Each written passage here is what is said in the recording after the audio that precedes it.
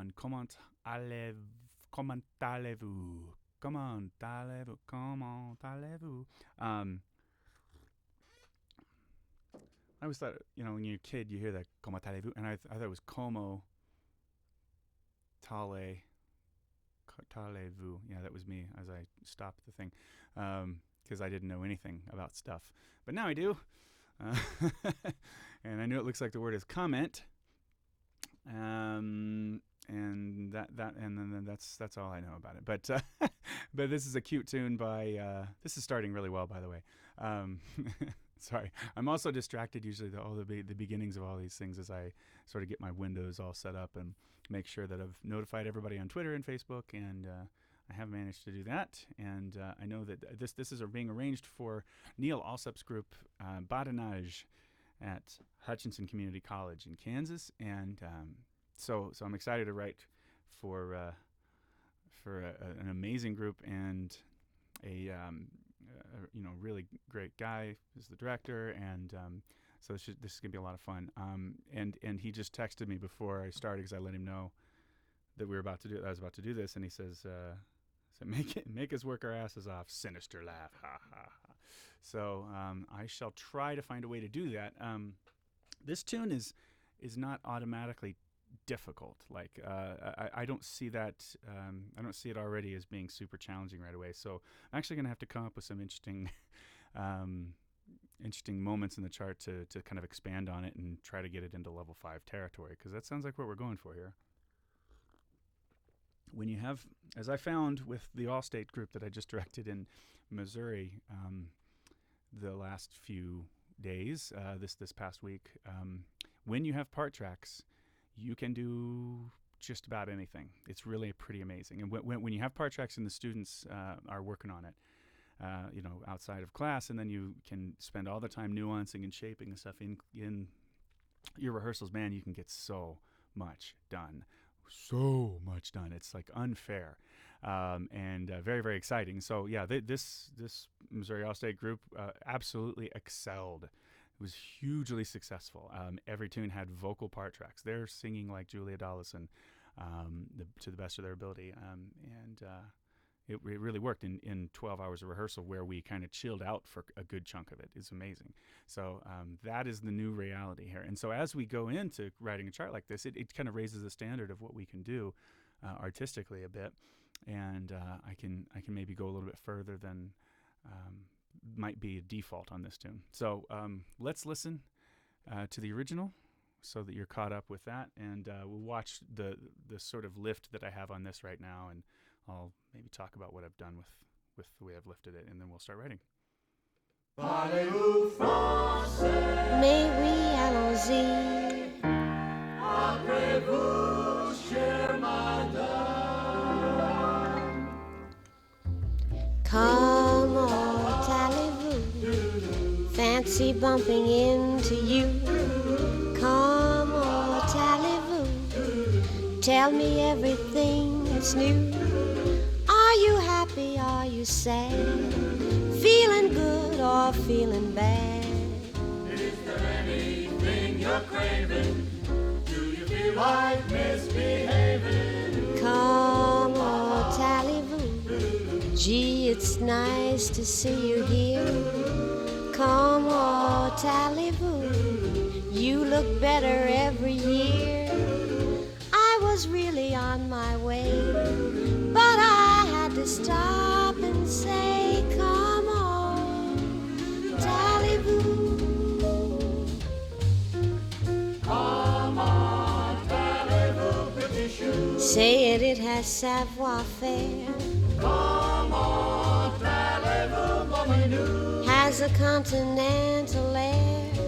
Once she heard it in the land from a Chinese laundryman. Yeah, we won't be doing that. Cloaks and suitors by the oodle say it to their cute French poodles. Comment allez-vous? Spaniards say it so to Greeks. Comment allez-vous? In the desert so do sheiks. Sure they know a thing or two. It's so easy, why can't you say? Come on.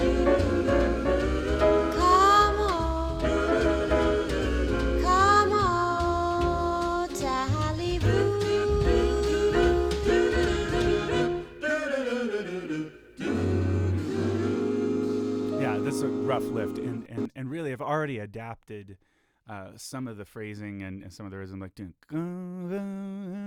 for what I'd prefer to do here, what seems to communicate better. But I don't even know if we'll use all that as we go. I'm likely to make some changes. Once you heard it in Milan from a 2-syllable laundryman. I just don't. I'm not feeling like. From a dear old laundryman. I'm really feeling like dear old, and I can tell you that that there was I did an arrangement of what was the tune? Old Folks. I did an arrangement of Old Folks at Home that.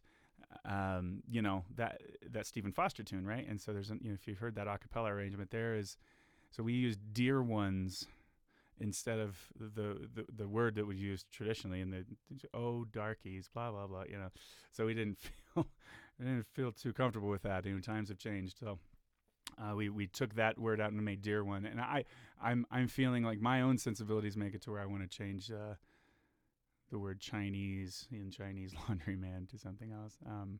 Maybe it's my hypersensitivity or political correctness, but I think with a chart like this, you need to be somewhat sensitive to that. Maybe as far as not even using the back half where it talks about all the Spaniards and Greeks and things like that. But I think it's okay at this point. I don't think anybody's going to be too offended by that bit. But I do think though that probably like from a dear old laundryman or something is probably the way we'll go or something. And then Neil, if you want to change it back to the original thing, you may certainly do that. Maybe you don't find that a problem or something. But for now, I'll just put a little placeholder. And it's a little from a dear old laundryman. I don't know. I'm trying to imagine is it going to be too precious for guys to be singing that on the little phrase? Well, it doesn't have to be. It doesn't have to be the guys there, but all right. So we'll see where this is now. I've let me see. So here is the deal.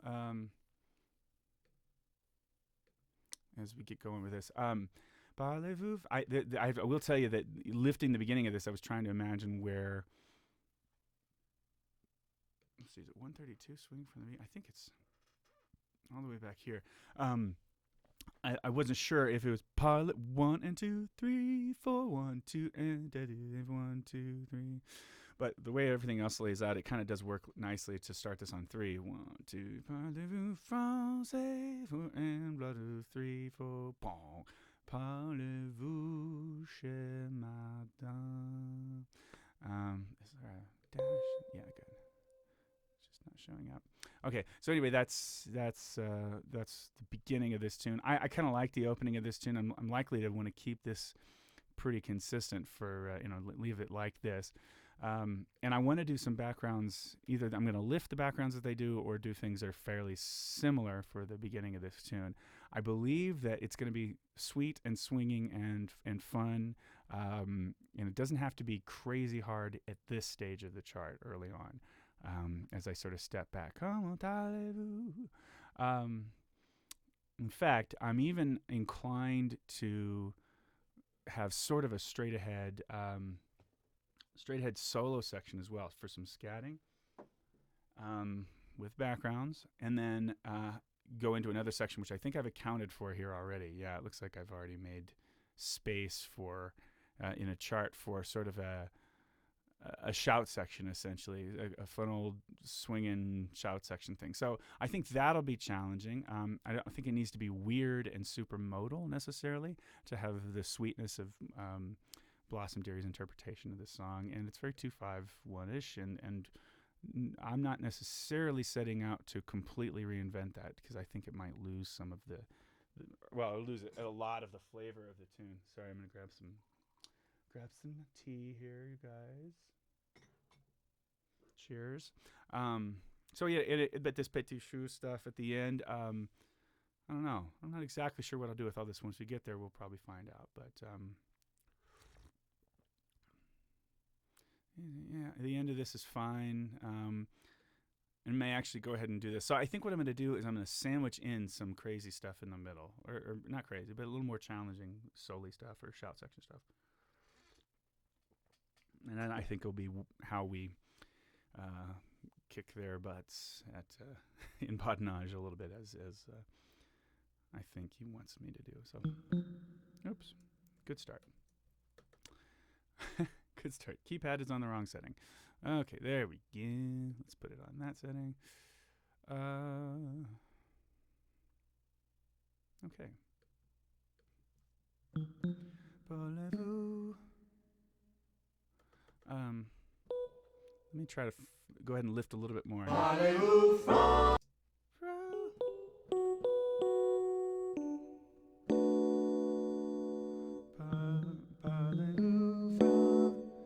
Does that sound like the right?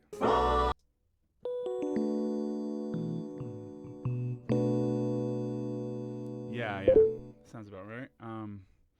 So we're doing so there's a B flat minor, or B minor rather, on this downbeat here. In fact, I'm going to go ahead and write it like that. Oops.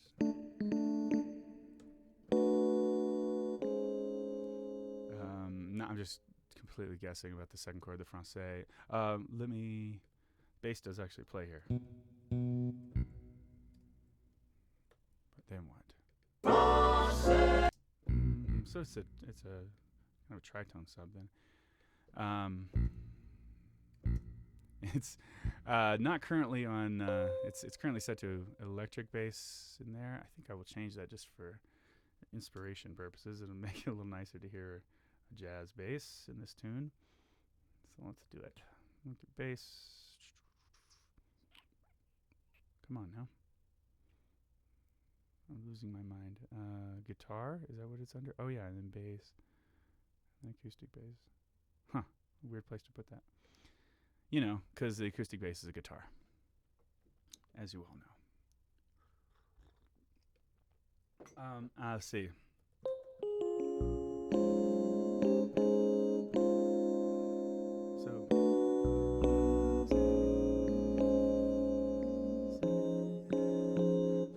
So I'm going to work on this voicing for Francais here.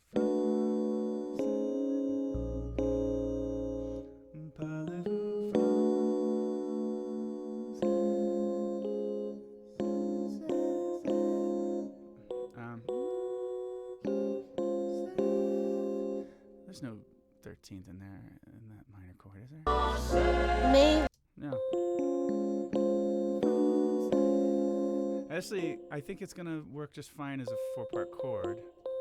Isn't that funny how, I mean, my inclination is to try to get it to 6 parts because I know I'm writing for, I'm writing for somebody who's asking for, aggressive voicings. But really, I really have to make it unnecessarily hard to accomplish the vibe of what's going on here, and still, add notes to it. So it's just that simple, really. It's fine. Make it hard later. Okay. Anything from the piano in this? Oh, well, they just play it. Do they play piano with me? No, just. So I'm going to do a lot of, in this chart, I'm going to do a lot of just writing chord symbols and slashes. Because I've really been on a kick of notating everything, but if I'm going to be aiming for this to be a more advanced chart, it's going to need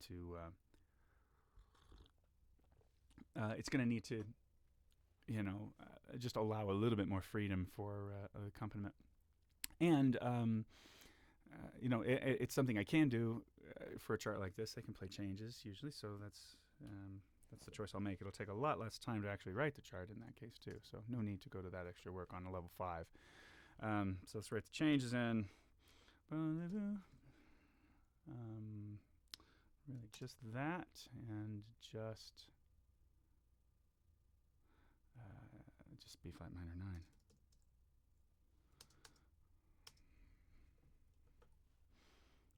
What else is happening?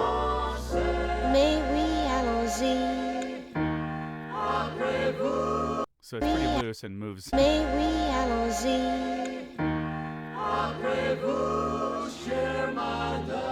Oh, okay, this is arco in the bass. At least I don't know if it was on the first chords for sure, but it definitely is there. Yeah, let's go arco with the bass. Cool. In that case, I need to go to text. There it is, and do that. And last check at the very beginning, just to get us started. Is there anything happening in the drums here? No. Mais oui, allons-y. Isn't that funny? There's a little click there.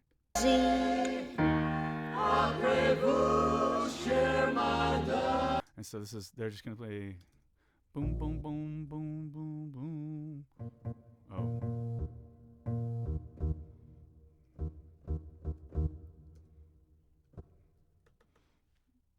And I'll do that, and then say pits here. And since we've already got it italicized, it's easy to just grab it, change the word. Oops. Cool.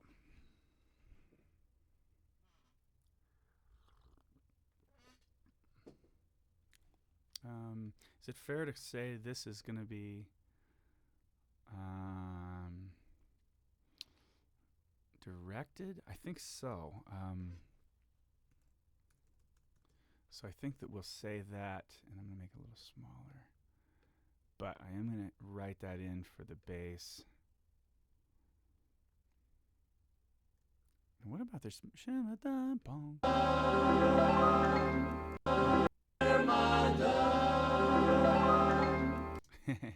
Why did I write it like that?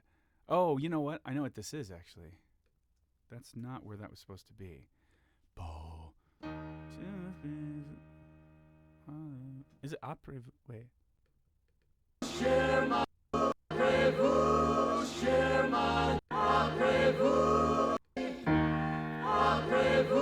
not what they're saying. They're not saying parlez-vous there. I don't know French. I will look this up. Because I do not know what they're actually saying. Let's see, I got a comment. Blossom. Everybody loves Blossom. Who doesn't love some Blossom Dairy? She makes everyone happy. So let me look that part of the lyric up because I'm really curious and I want to deal with it now. Comment. Allez Vous. Lyric. Let's try that. Well, here's the one I found before. That's funny. They stuck. Yeah, this must be the site. Yeah, that's where I found it before. I feel like is it après vous? Is that a thing? Après, like APPREZ or something? Is that how you say that? Huh. I'm in trouble. Help me out if you know this. If you have some French background. Complete guess. I have no idea what that lyric is meant to be, really. Surely I have lots of friends out there who speak French or have some French. So I'm going to guess. Check this out. I swear I've seen that. Maybe I should look that up. Après vous. Oh, wait, except I spelled it wrong. I'm so excited. Après vous. I feel like, is there a... maybe that's not even one word that we combine. Let's see. I'm gonna look up the word. I'm gonna look up the phrase après vous. Oh, it's not. It's no two S's. That's cool. That helps.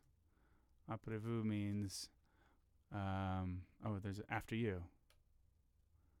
Got it. Okay. See, I didn't know any of that stuff.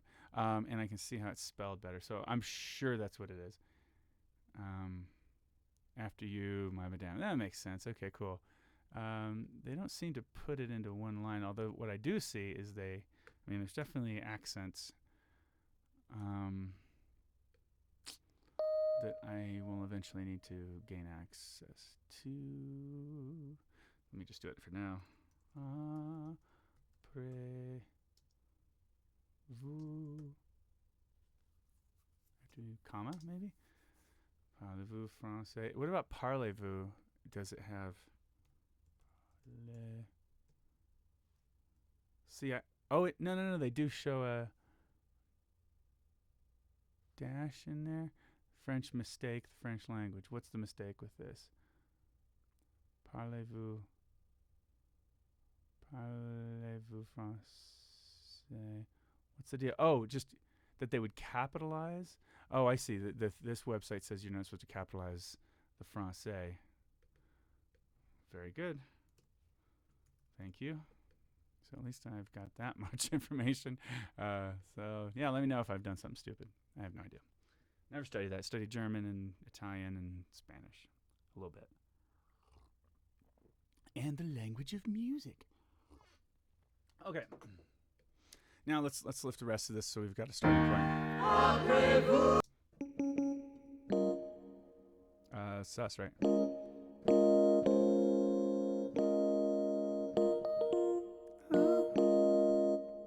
That works.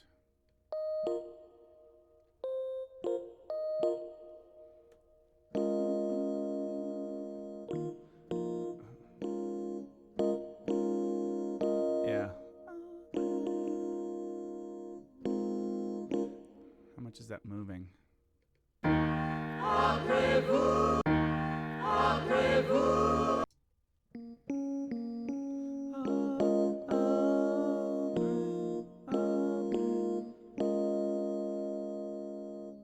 I'm not hearing the motion there.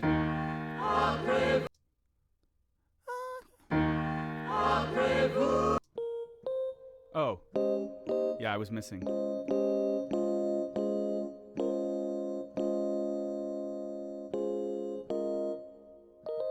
Boy. Okay. Yeah, I kind of want to lift those licks, but not totally hearing it. It's the there's an F in there, right?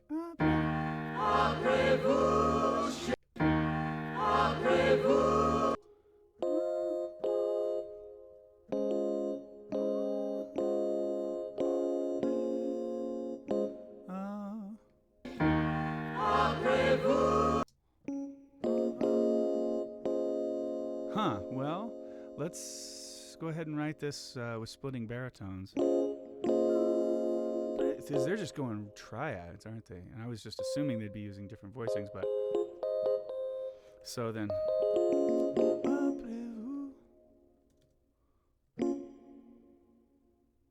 What's that going to be? Yeah, it's going to sound really nice and old school with that voicing with the doubling in it. Yeah.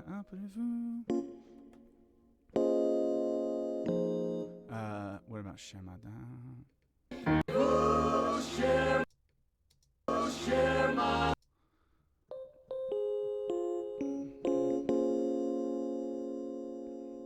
So I think I would then go have the guys here now and go to two-part guys and then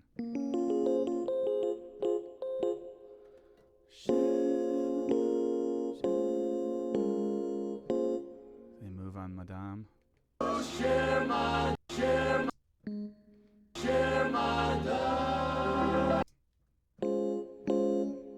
Yeah, they're here. So it's doubling again. I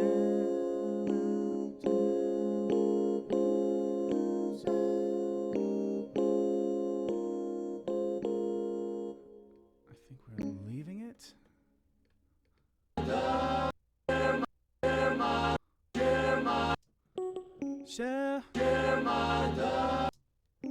Oh, I see what they're doing. So they're going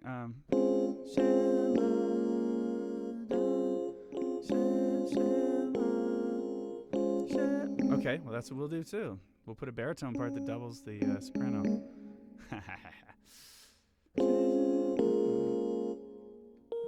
Neat. Just a lift. And then what's the dum?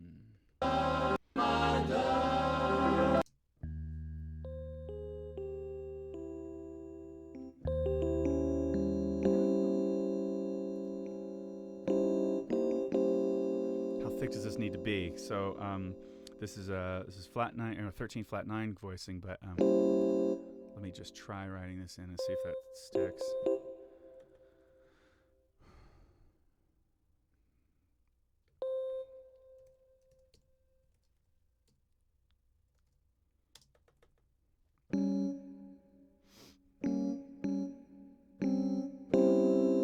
Yeah, as long as I put that crunch in here, I think that's what they've got. As long as I include that baritone part that doubles the soprano, I think that's what they're doing. Okay, cool. And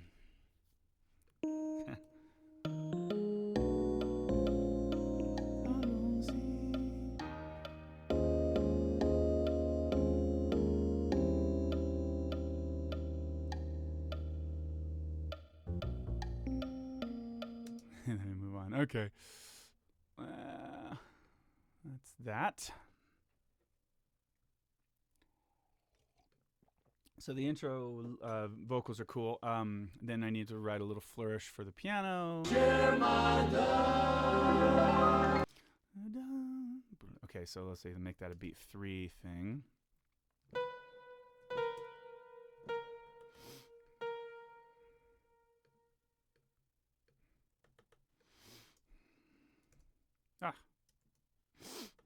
Okay.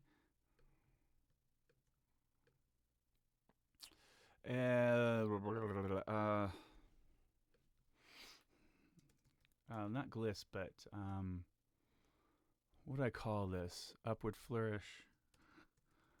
I don't know. I'm just making something up with bell tone, root bell tone. So.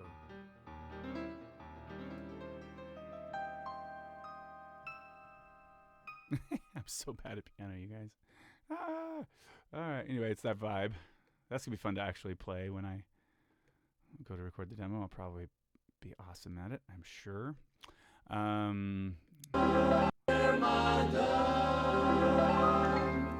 Oh, it doesn't end on the root anyway. He ends on the 13. With bell tune on 13th. Okay, so this can change and can be different, but at least this is what I'm thinking right now, of just kind of going with what they do at the beginning of the tune and then starting to let it go from there. Bee boo boo. So the drums part at least is gonna need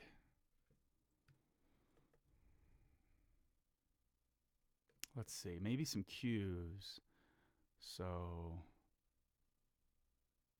I'll just say, how do we do this? Let's write this under here and call it that kind of notation, and then nice quick sound. How do we call it? Where is that? Oh, it's here. Yeah, and I'll just write Q only.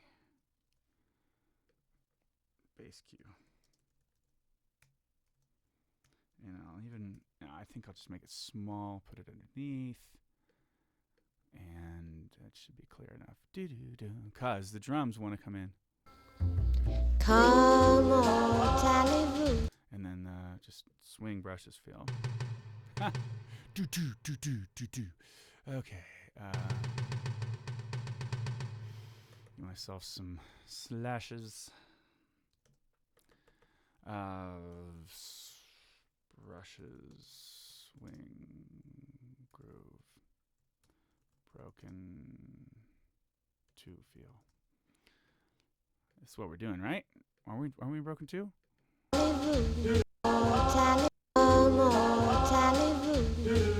Fancy bun. I'd say so. Okay, guys. Yay. So we have the opening done. I mean, that's pretty much it, right? If we're trying to finish the job here, what do we say else about this? We say that it's... I mean, it's actually like mezzo forte. It's very sweet here. So let's say mezzo piano for her.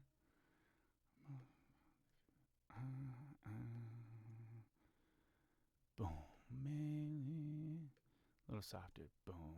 No, you know what? That's not going to be that soft because, we'll just leave it mezzo forte. In fact, I'll go back to this being mezzo forte here since I've given him a decrescendo. Don't want to be confusing. But this, though, is... I really want to put a mezzo piano in that. I just don't feel that flourish is going to be that loud. And then do-do-do. And then a for sure mezzo piano on the downbeat. Okay, we're moving ahead. How long have we been going? Half an hour? So it took a half hour to introduce all this, talk about what we're doing, basically, and get the intro written. To listen to the recording one time through, to look at the roadmap, to talk it over, and that's a half hour. As we're kind of contemplating how long all this takes, sometimes that's been part of the study, I think, in that I've been putting these out there, is at least it's sort of a study in how long it can take to write a chart, and with whatever level of hipness you'd like to assign to any of these, this is how long it takes. So whatever you think. All right, so now we have.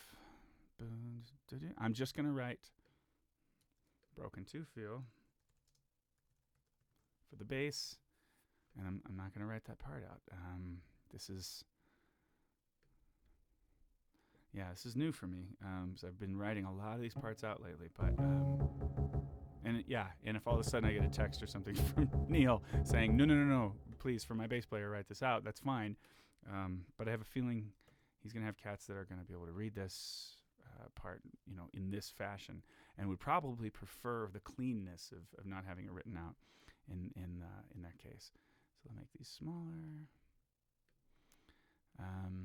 Okay, and now that I have that going, let's do some stuff. At least through the rest of the head, let's get the changes in, because I have lifted those. And then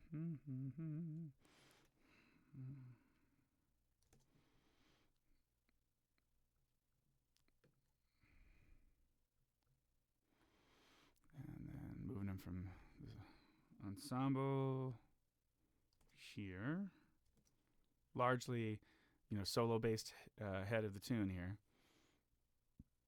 Okay.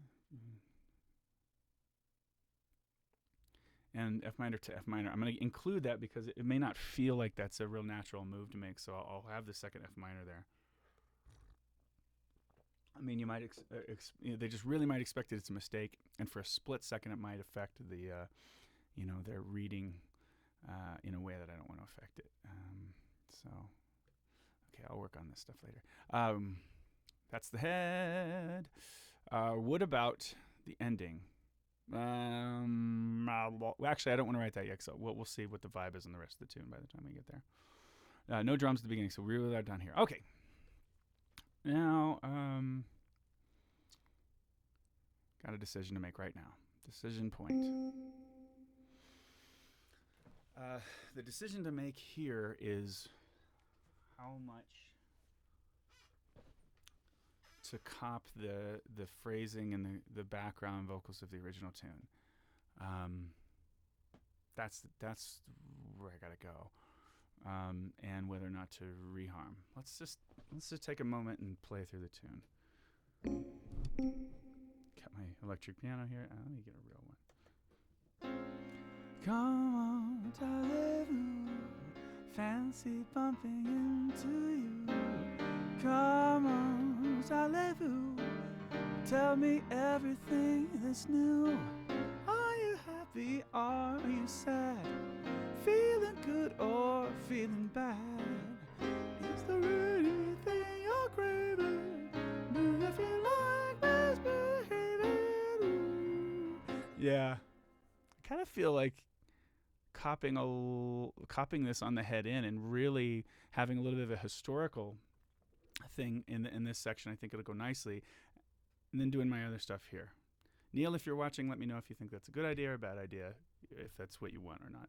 If you happen to be watching, send me a text or something if you're like, yeah, go for it, or I don't know. Otherwise, I'm just going to go ahead.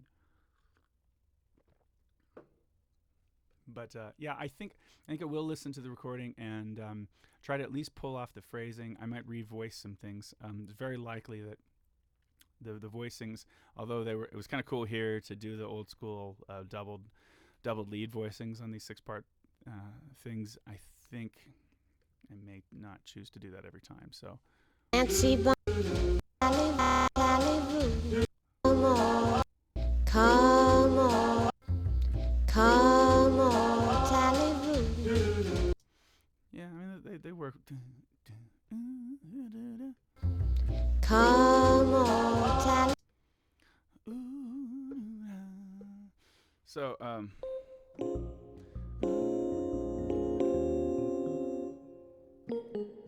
yeah, I'll just approximate it. The way it's going to have some originality is that I'm not going to listen deeply to their voicings and make sure it's exactly the same. I'm just going to take, I'm essentially going to go in and take the rhythms and the lead lines, and I know the changes they're using, right? So I'll voice chords that work there. So the best way to do that then is write the lead line first, and then kind of forget the recording for a moment, and then go in and just write voicings. So come on, Allez. So it sounds to me like we've got oops, we don't have that.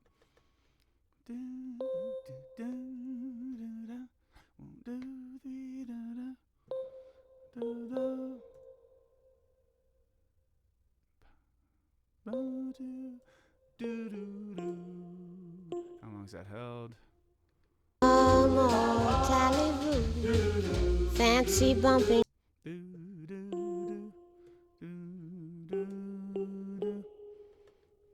Fancy bumping into you. Yeah, that's a great line.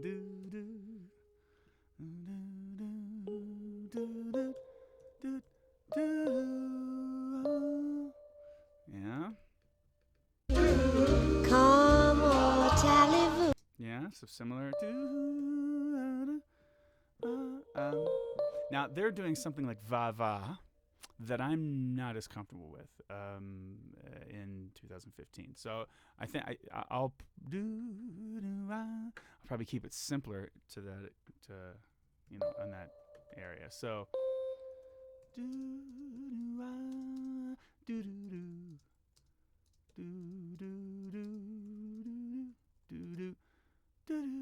and is it into you. Come on, Allez Vous.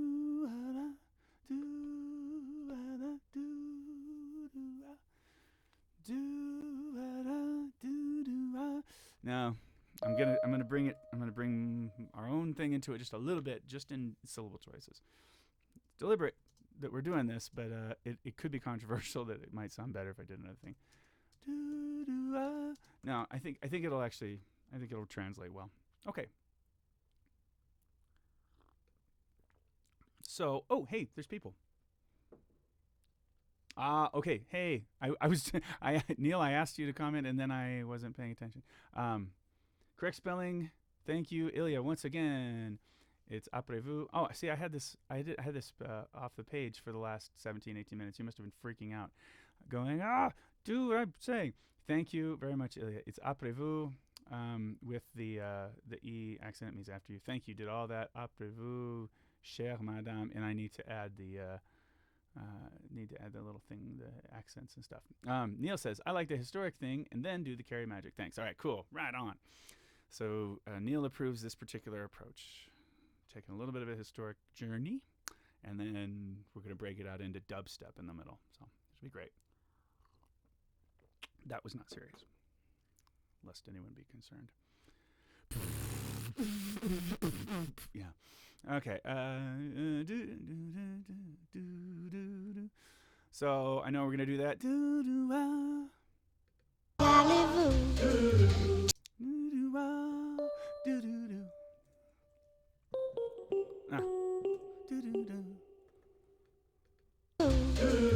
Tell me everything. So it's about the same phrase.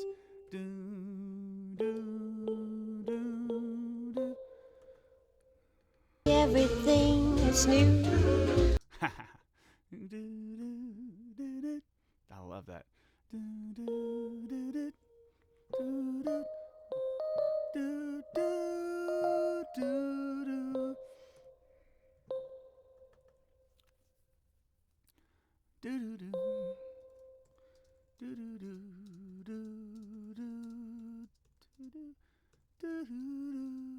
Still more just do, isn't it?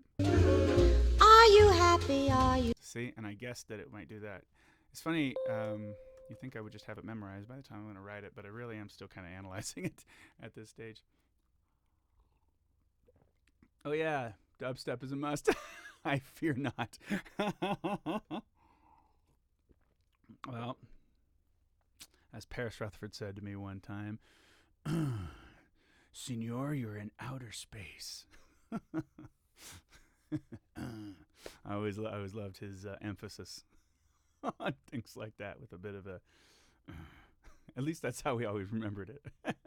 And I could have him log on and say, would I have gone like that? I think everybody's loving impersonation of Paris saying something is very much like Dana Carvey doing the impersonation of George Bush, which really isn't accurate necessarily, but we all just kind of remember it with that sort of learned jazzy spirit behind what he would say. That was our. I think that's why we always did that, and plus he always said the outest stuff, of course, in rehearsal. I asked him one time if that was deliberate, and I was like, yeah, is that a thing you're doing on purpose to say all these crazy things like I want you to sing this like.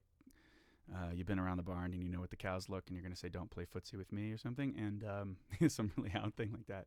And he didn't reply. He didn't tell me. He didn't tell me whether it was on purpose or not. So I just let it go, and we'll never know.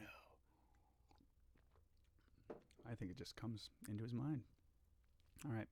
So we're doing good. Are you happy? Are you sad? What's happening here? Are you happy? Are you sad?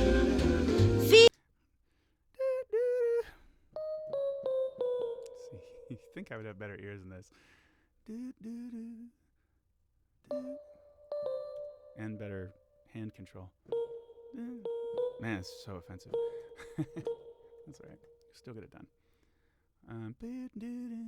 Feeling good. Feeling good or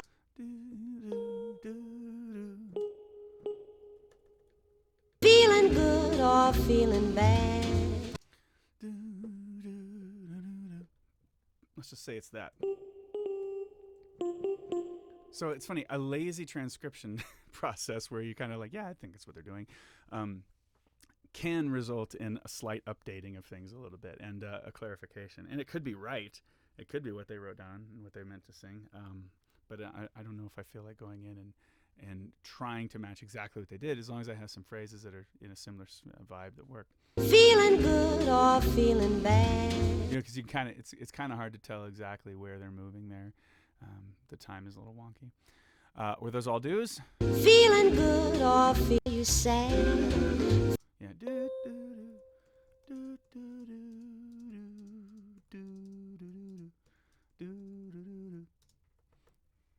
Right? Good or feeling bad. Is there anything you're craving? Do you feel like me? Good or feeling. Is there anything you're craving? Do you feel like misbehaving? Come on, tally. I'm just going to copy this. We'll see how much it really agrees in the next A section. And then I do know that it starts on the downbeat rather than... so actually, I'm just going to quickly do this.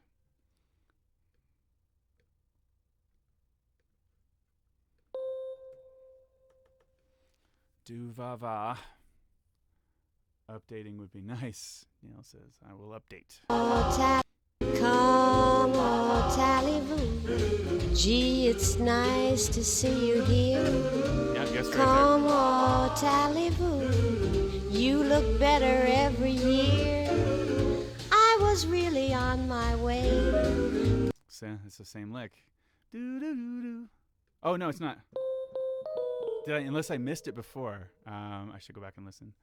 And it'll probably just be this line, and then there'll be a come on my way. Do, do, do, do. So is that what happened?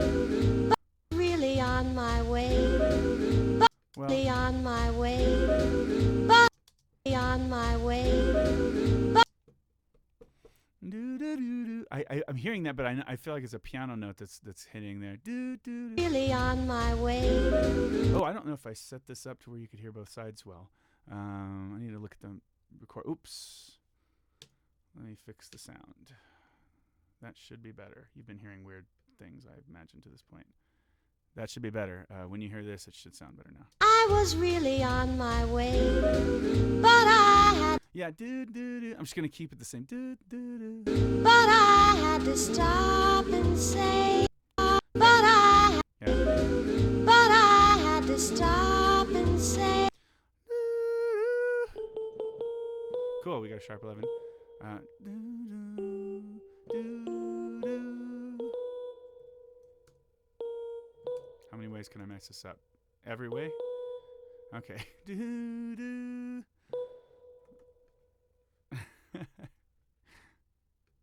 I think I must be a little nuts for broadcasting well, this whole process, but I mean, how many times I'm going to do dumb things?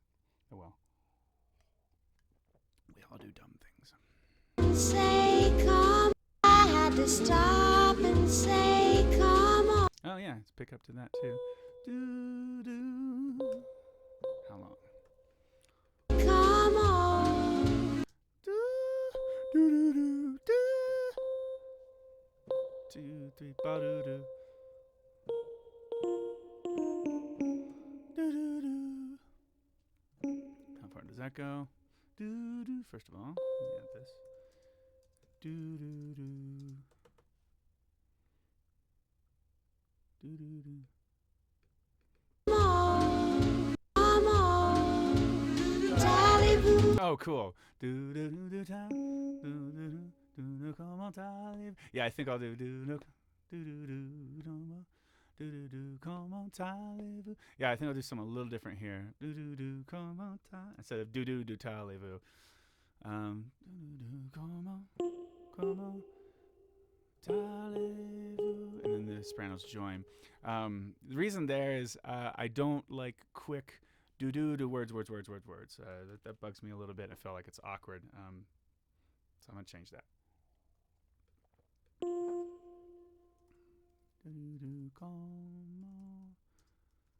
on. What am I doing with this? Talez-vous. Awesome.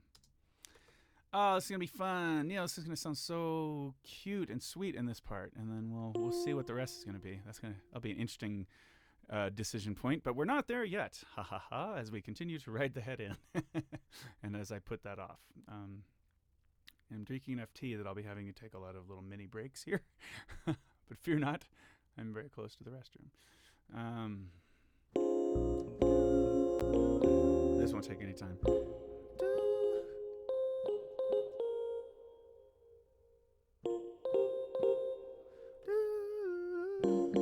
So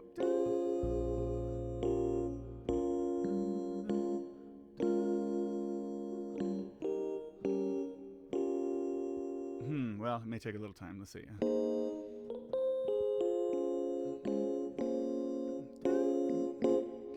See, I can't have the tenors in mezzo piano on an F,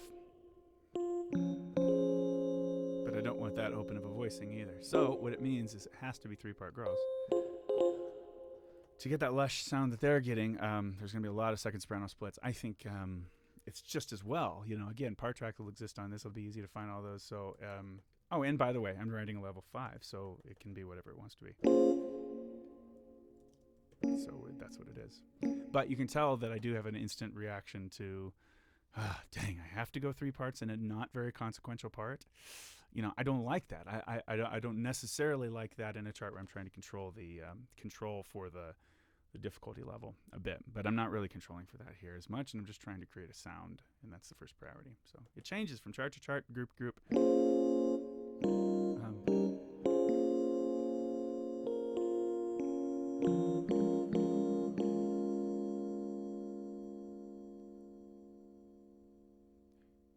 Wait. I think I messed that up. Oh, Allez Vous, Allez Vous, G. Come on, Allez Vous. Yeah.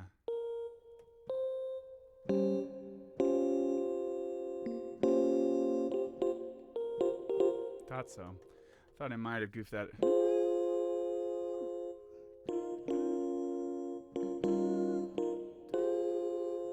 I also, here's the other thing that I want to do. I want to make sure that the second soprano that it stays in 3-part in big chunks. And so I need to give all 3 parts something to do in the girls. I don't want them bouncing back and forth between splitting to second soprano or splitting up to soprano, splitting down to alto, and all that.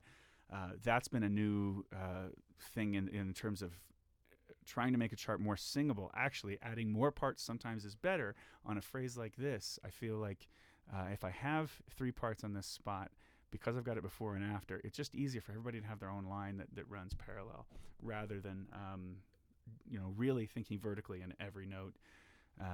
Every chord has its own voicing that it needs. So in this case, yeah, it's just that easy. I'm just gonna leave it real tight like that. Yeah, easy. So actually, that is the best solution, I think, there. And then, yeah, guys, they'll stay the same. Okay, so it shouldn't take that long on every phrase. In fact, check out how long this doesn't take.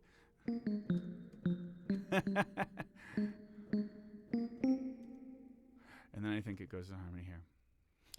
So there are certain times where you invest a lot of energy, and then certain times where it happens to go to octaves, and that's going to be a perfect. So again, part of my discussing how long something takes to do, very often I'm also negotiating how long it's going to take to learn. So the more complex things, I want to balance. I'm trying to add value to the chart. So the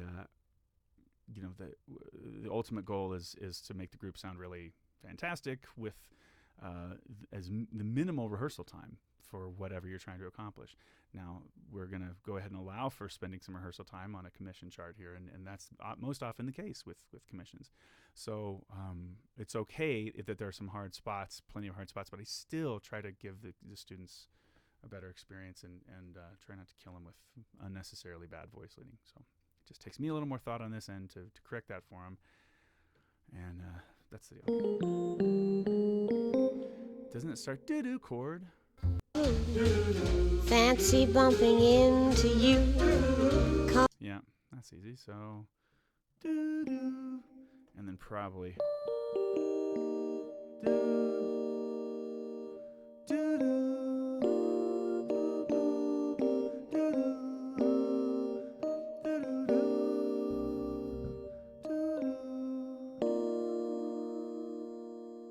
so that's an update to go with the 11th in this voicing, but I will do.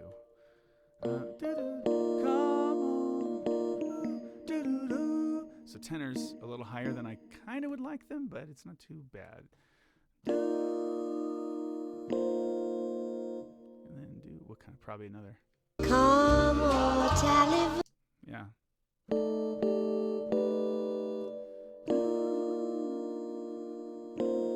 And then this will be the same voicing, and the guys except for the soprano note moving.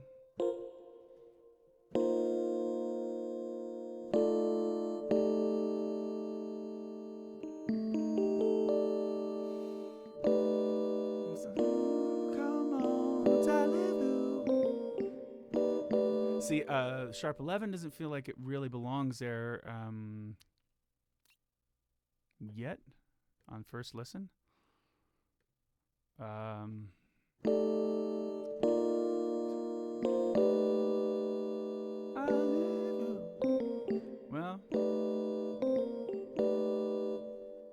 I could be convinced. I may have played it enough that I've talked myself into it. Let me play it here once and see if it's an okay voicing. So back and forth. Sometimes I say, if you've been watching these live streams, you'll notice how many times I've said something out loud that I'm going to do, and then I immediately don't do it.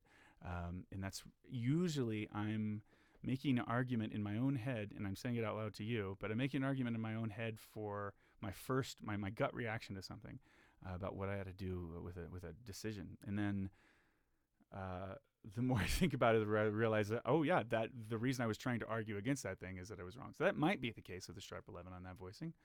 But we'll find out. Let's see just these backgrounds.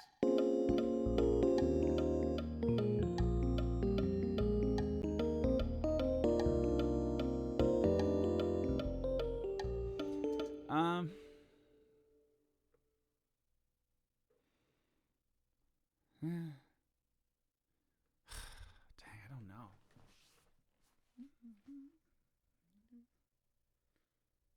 I think it calls too much attention to itself.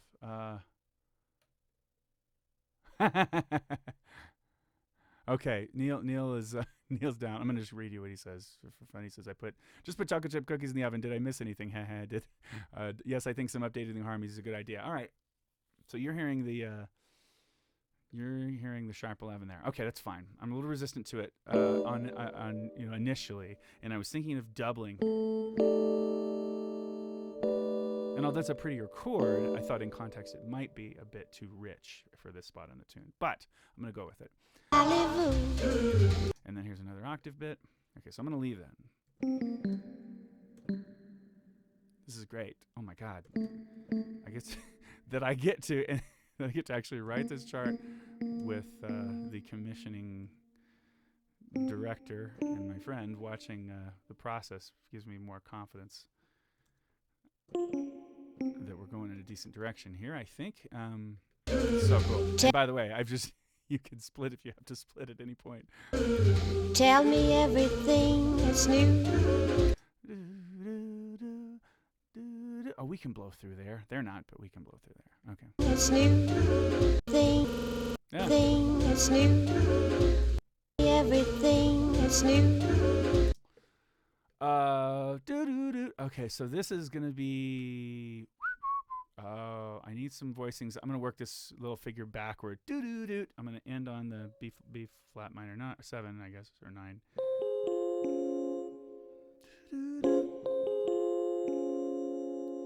That is the biggest issue with this particular voicing. B flat minor 9 with the 5th or the 9th in the lead at a soft dynamic level causes kind of a problem because I really want to write 4 parts there. It's not a big deal. That phrase the payoff isn't huge to having 5 parts there. But I just don't want my tenors that high at mezzo piano. So it has to be this. And then it probably involves some doubling or a root. It's one of the two. It's either going to have a doubling of a note above, or I've got the root, or I've got it too colorful for what I'm really trying to do, and distractingly colorful, like the thing I was worried about with the F13 sharp 11, which now I'm going to write. Not that it really helps the bass that much, but I'll just put it. But yeah, so it's interesting, right? These are all the choices every time these things come up, and you have to kind of decide which is most appropriate in each case. And sometimes it's lesser of a bunch of evils. Root in the voicing. That's the solution. I'm so resistant to roots and voicings. But that's going to have to be. So now we know. So it's just a half. It's moving in by a half step. So it's going to look a little gross there, I guess. And then.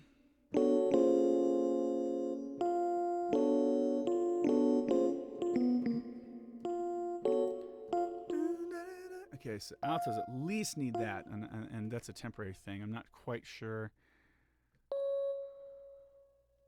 Man, Neil, you really messed me up talking about those chocolate chip cookies in your oven.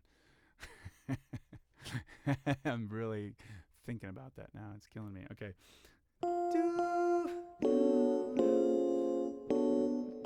Now, to me, it sounded like they didn't hit that as a unison. Who knows what they're doing? I don't think I want a 3-part. I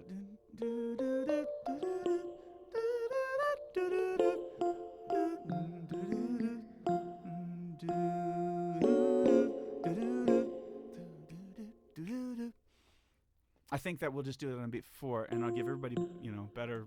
So.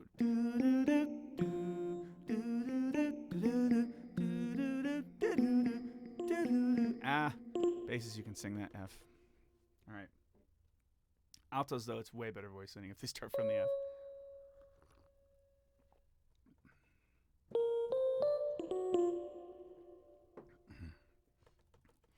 My tea has lasted an hour, is only now getting cold. Good job, tea. And good job, thermodynamics. Okay. Are you happy? Are you sad? Do-do-do.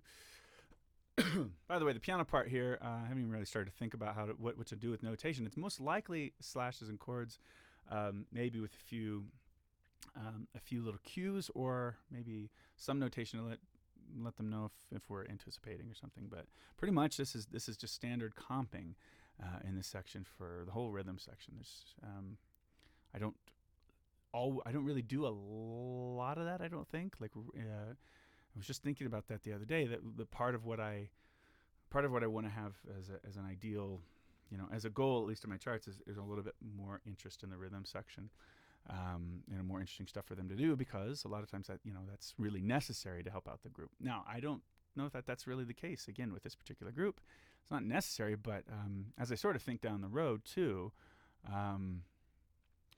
I think anybody else in the world who ever wants to do this might benefit from that. But really, I'm gearing this toward the one group, and so I do think that this will fit just fine. It'll be the most appropriate.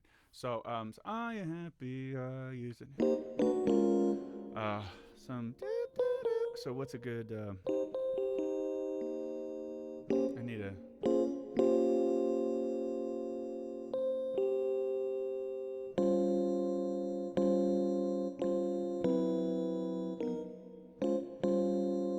Start this with the voicing that the spread, a little bit more spread out voicing than I think is ideal here. Oh, and then all this is going to be a chromatic approach. So I just need to find the voicing. It's 6/9. Yeah. Yeah, that's why 6/9, because there's a root in the melody in that phrase. So, but I've got the 9th in the lead. So what's a good 6/9 voicing?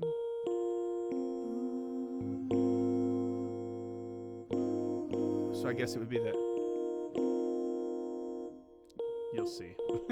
I'm just gonna spell it out rather than trying to explain my rationale here.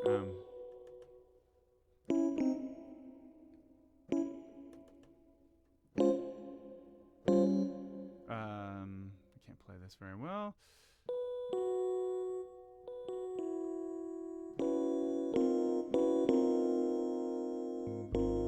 Yeah, good. That's okay.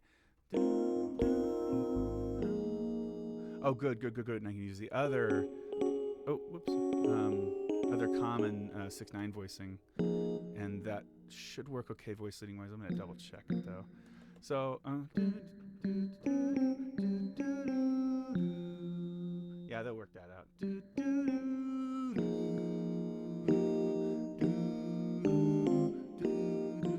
Or whatever that's going to be. But yeah, it'll be kind of descending somehow and should be all right. Tenors.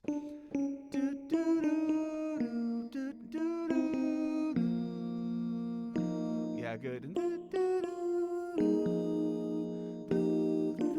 Yeah, something like that. So here's an updating. We'll make this an 11 chord.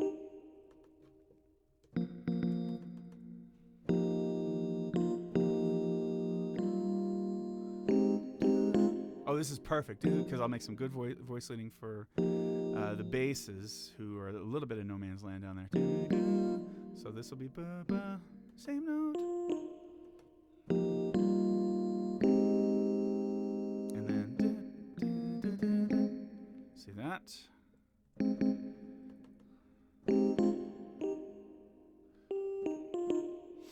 cool thing is when you're given the notion of writing whatever, you can kill us with difficulty if you want to. Just kill us.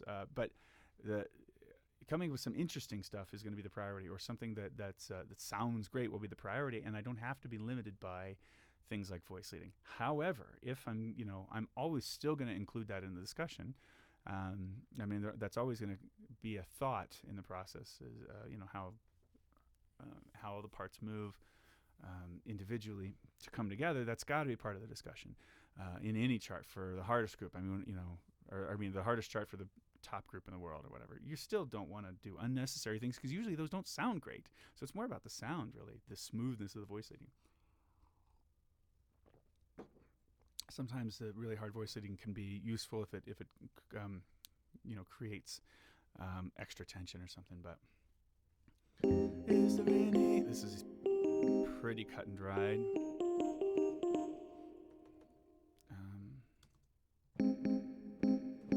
So case in point, there's is there any? I don't have to do a bunch of movement there. Just is there anything you crave it? This will be just fine as it is with pretty standard 4-bar voicings. And see right there, yeah, on a split-second note, I could go to sharp 11, but there's no need to. It just doesn't help. Because I can do your grave. Oops, I don't know about the Vin yet, but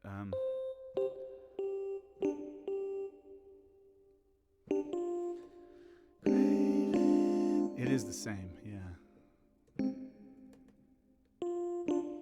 And a lot of times transcription itself involves just the educated guesses based on what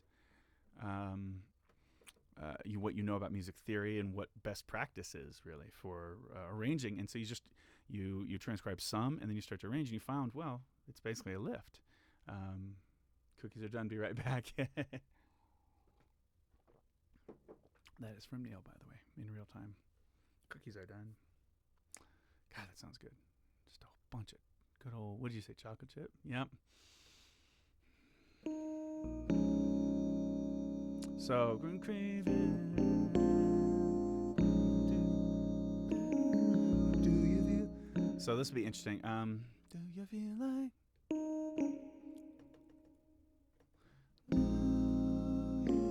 So for voice leading, I'm gonna have an incomplete voicing on the downbeat there, and then.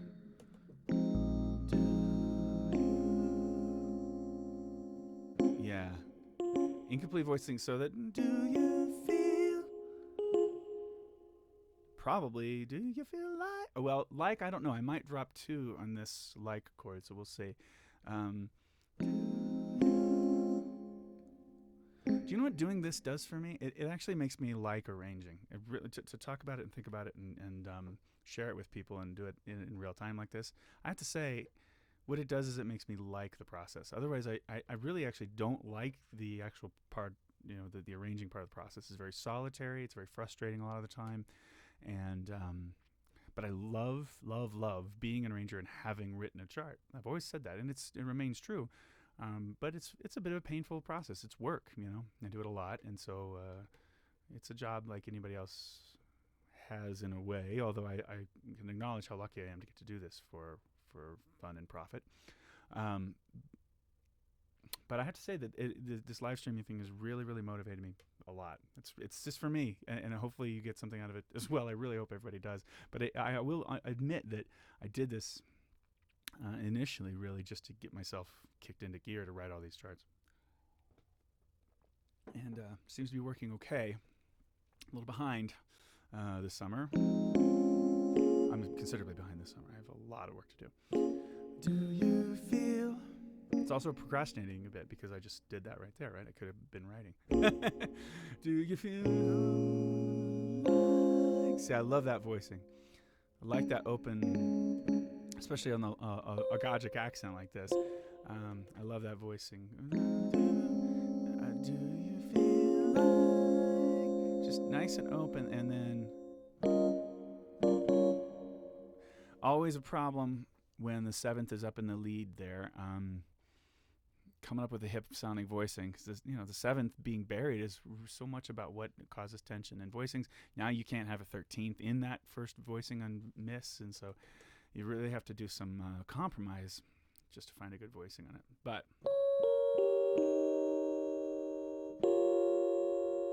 drop 2, drop 4. See, that's the voicing I end up coming up with. That's a 2 and 4. Now if I don't drop 2, I've got the tenors on an F. Do you feel like maybe that's good. On misbehaving, maybe that's a good top note for them to sing a little stronger. It does help with the voicing a little bit. So that's going to be it, and then I'll base my other decisions based on that, because since that was the hard thing to pull off. It's relatively hard. But the good voicing for the guys, for the basses, do you feel like do you feel like misbehaving, or whatever it's going to be. So let's see, what is it?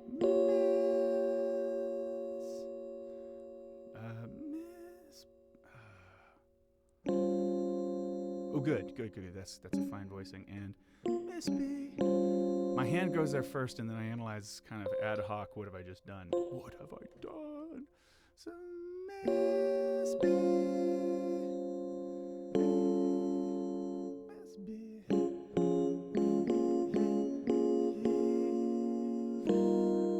yeah. So have, by the way, it's a downbeat that has a passing. It has to be kind of a passing chord, or it's not in E flat 13, to have A flat. So misbehaving, but I kind of know that I want to wind up on a real standard voicing there, like that. Sounds clean. So misbehaving. So I think all I'll do is move these guys up so they're not on the third against the fourth, which creates a flat 9 interval. So they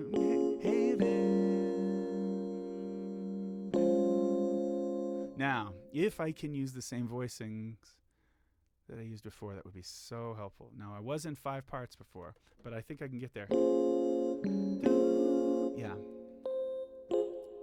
Not bad for a downbeat of a section to go back to a different texture or a different density of harmony. Now I really want to copy the doo-wah, and I will do. How much is it the same? It's all the same. Okay. So here's me not really doing anything to earn any money. But it must be done, and I'll tell you why. It is not out of laziness. In fact, as a young arranger, I would rewrite a whole section like this and try to do something different. Even with the same lead line, I would try to kind of goof with it a bit, and there was a stigma around the idea of copy and paste. And now I realize the real utility of copy and paste is that if I've got something that needs to sound pretty much the same, then it should be it should be written exactly the same. I think in this context, if it's supposed to kind of do the same thing, like a chorus in a pop chart, pop vocal jazz chart or something, very, very often I'll leave that exactly the same so that the group is done learning it and has a little bit of a brain break in the rehearsal process where they're confident with something, they can sing a phrase like that. So no reason to, if I'm going for this old style, no reason to try to rewrite this until it goes to a different thing, which this does. Do. I think it goes just for a bar, 2 bars maybe. So let's take a look. What happens in that second B section?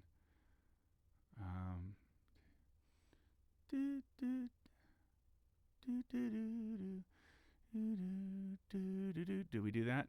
No, so we don't. So it's only 2 bars here. So it must be really making you about puke that I'm going back and forth so much. But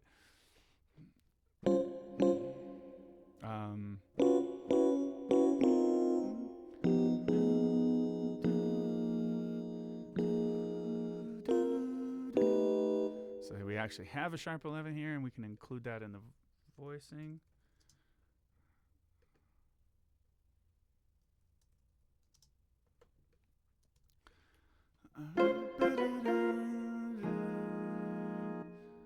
There's another. So here's another third or seventh in the lead, and that causes a little bit of, it necessitates a little bit of thought about the voicing. Not probably going to be too bad. Let's see.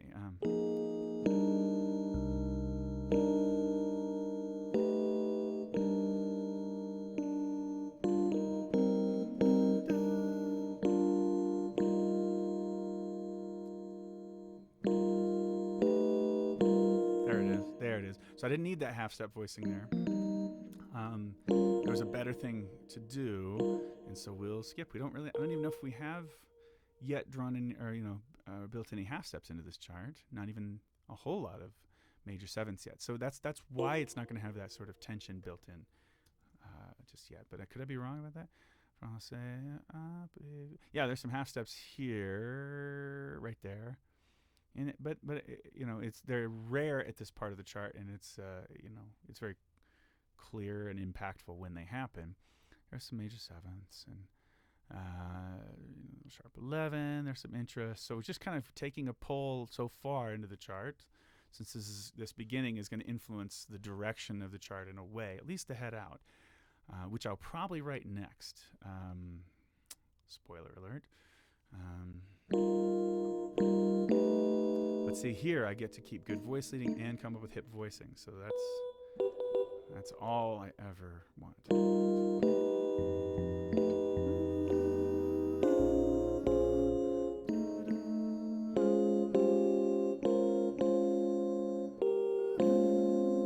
Good. Can use that voicing again. I don't have to go with 3-part girls there.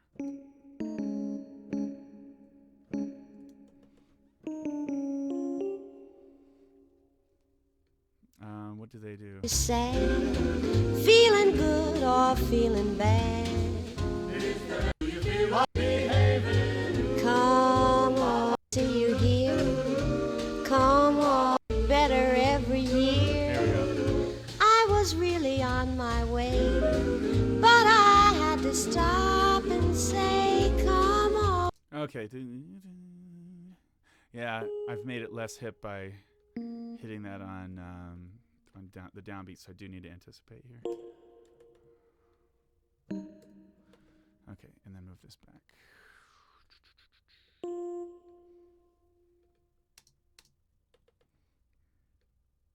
Come on, darling, come on.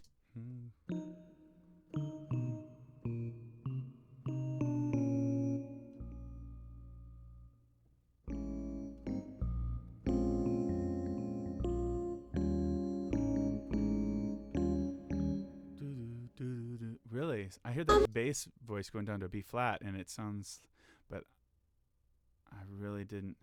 Maybe it's a true.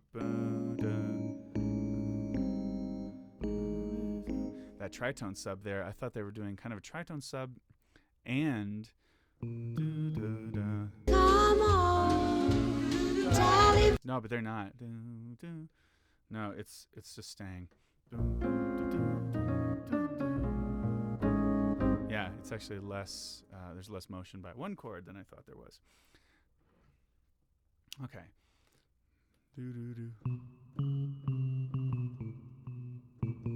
So here's another case where when we have ba ba ba and it's by half steps, you can kind of tell that we need to find the voicing for the last voicing, the sort of cadence voicing, and then just move everything by half steps into it, and that's one of the approaches we use. So it's a low voicing, and it's gonna be kind of like that, and that's all it is. Looks okay, and then by fourth, and so we have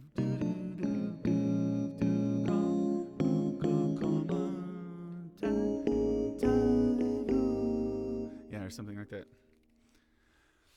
In fact, let's get the Allez Vous part. I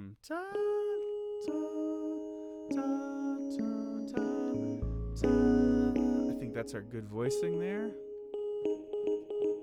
Oh, except not there. It might be, actually.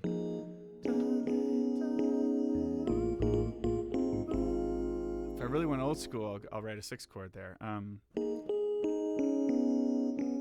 I don't know yet. Let's see.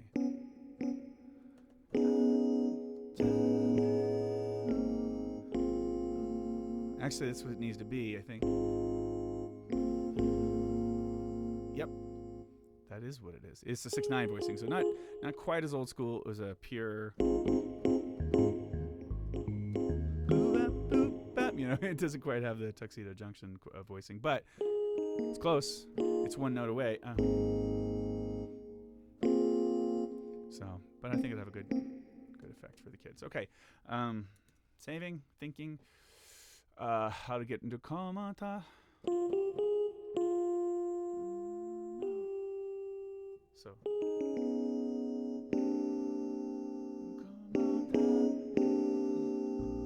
See, that doesn't work too well with. Let me try to hear if they're going to dominant in the middle of that. Come on, Tally, come on, Tally. How did I miss it? Do Tally. No, that's. Oh no, I changed it. Come on, Tally. Yeah, Tally. That's why. Okay, they're doing that thing. I was like, why didn't I do that? Oh, because I completely, I changed the vibe. In this particular spot, I changed the thing that they're doing here, so I'll keep that changed. Now I just have to write it. There will be nobody to protect me. Come on, come on. I'm gonna write this old school, kind of use my ears and voice leading sense, and think one part at a time, and then check the vertical structure.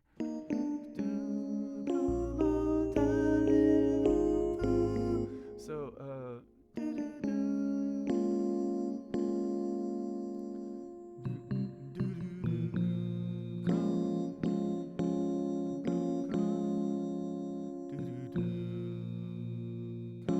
so here's the deal.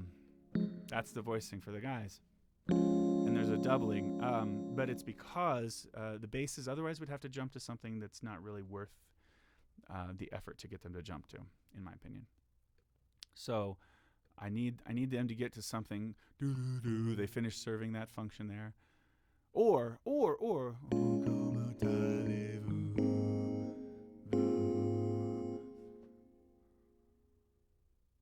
Maybe I like the idea of having the basses sing low and then going. Since I've got baritones, I could go ahead and use them on this phrase. Let's do.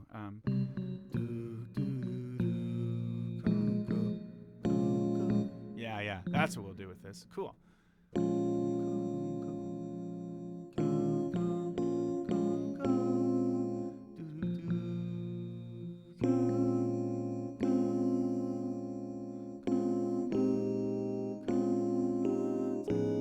Yeah, I can do this. Dig this.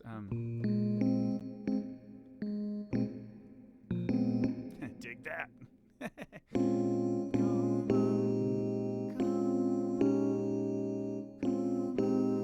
I can actually have the guys stay on the same figure, and then all I need to do is add the roots here to these. And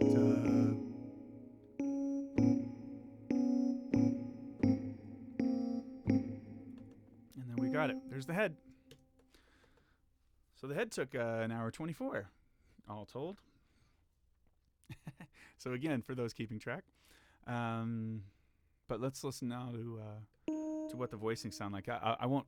Maybe I'll play the bass notes underneath. So let me click the bass. So it's the. Okay. Once again. How do I do that? Maybe like this. Let's see. Yeah. We alone see.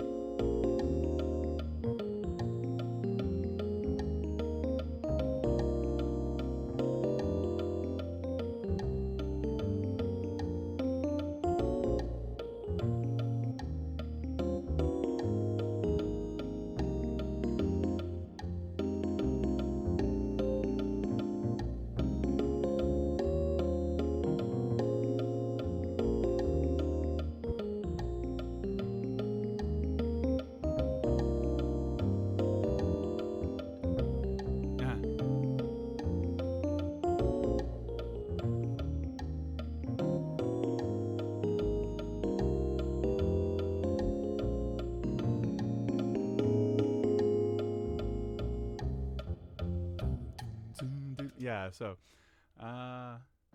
someone says, Jerron Cosby says, it's good to be here. Finally, I'm glad I get to see a live session for once. Ha ha. Yeah. I'm glad you made it. That's awesome. So welcome. Let me go back and think just a little bit in the head. I'm not totally done writing it, but the next bit won't be too hard. Might be as simple as the following, which I will demonstrate right now. I don't think it'll be this easy, but to write, I'll probably want to do a little bit more work here.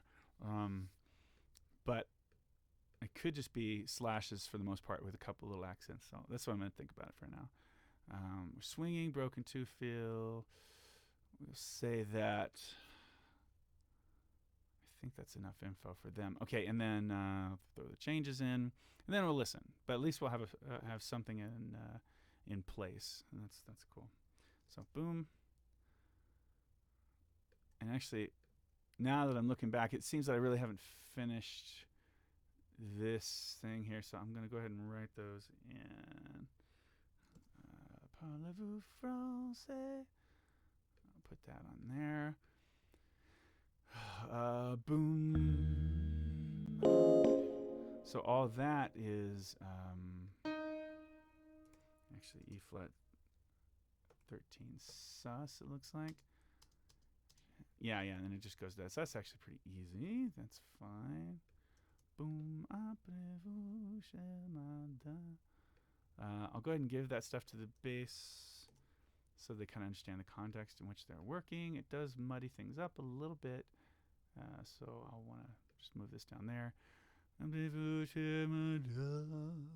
Decrescendo maybe. And since I've got whoa, whoa, whoa, I'm going to get rid of that at the moment. Let's see, I just need to say, please do not play that. Actually, are we going to really play anything from the bass part? Let me just select all of it.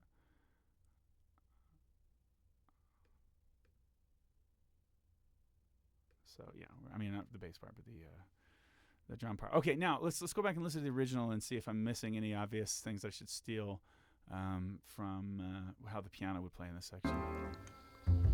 Come on, Allez-vous, fancy bumping into you.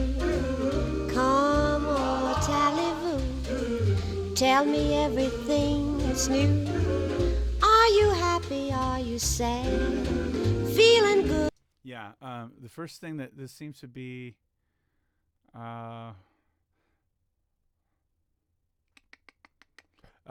it did seem to be this phrase that I just kind of want to include in the piano part, minus the lyrics, of course.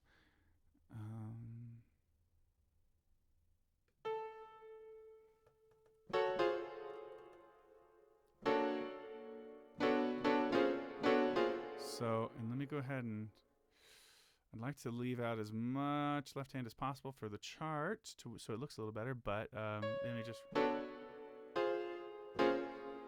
Yeah, that doesn't look like trash at all. So, yeah, I say it all does because of this, but I'm having a little... I mean, obviously, I have the option of... it's not even giving me the option of making that a B double flat, but I don't want that anyway. It's just going to look like that.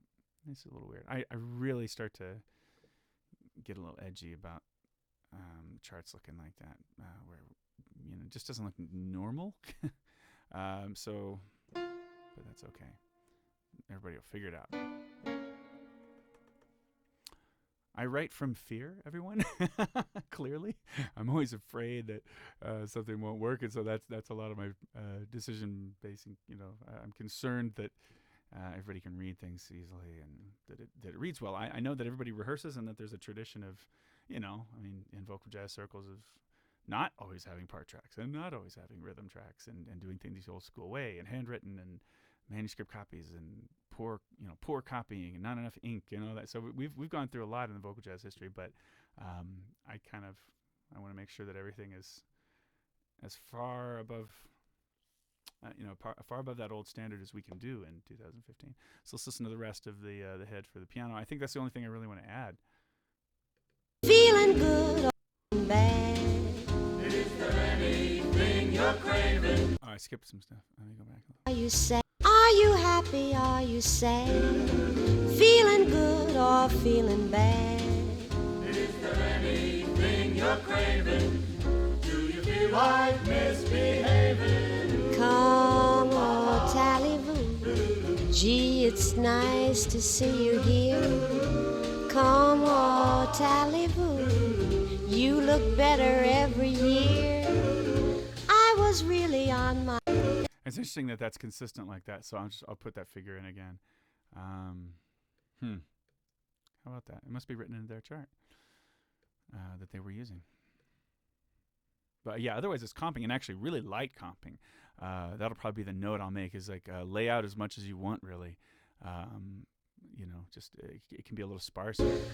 Just have that kind of cool jazz feel to it, I was really on my way, but I had to stop and say, come on, Allez Vous. Come on. Doesn't it sound like they've edited out a piano solo that was about to happen right there, and then right to the sort of, it's really just a head out.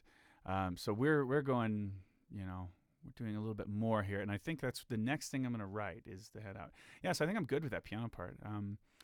Okay, so head in officially finished. I'm going to take a 30-second to 1 minute break, if you don't mind hanging on. I've had plenty of tea this morning. So right there, just hang in there.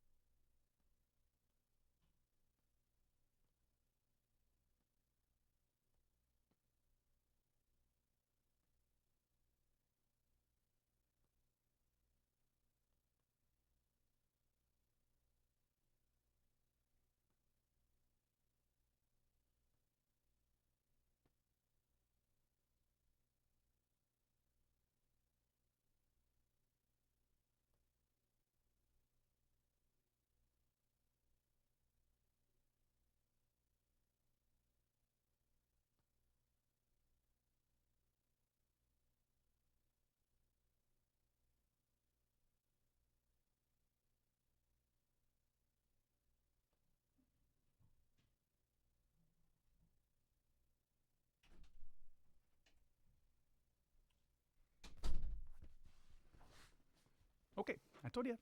Not too long. Here we are. And everybody's still there. Hi. Okay. Shall we with this head out, which now in our recording just happens here. And then what we're doing is filling in the middle. If we'd like to see the clock time, like the original recording I'm listening to goes to 2:12. If I do this according to the way it's going right now, where's the... I don't know if my transport is up, actually. Let me bring the transport. It's not. Okay, there it is. So it'll tell me when I hit play here. Yeah. So if I do go this route and have this form, it'll be a 3 minute and 50 second chart, roughly. It's fine. So I think it's pretty good. A little bit more bulk and a little more heft than the 2 minutes and 12 seconds it would be if I just straight lifted it from the recording. So that's what we'll add in here. Like I said, solo section, some kind of a soli. I can't take it out of its vibe. I mean, I don't want to go absolutely bonkers. What it's going to be is probably the original changes for the most part, or entirely, and some sort of fun shout section, some cool solo. I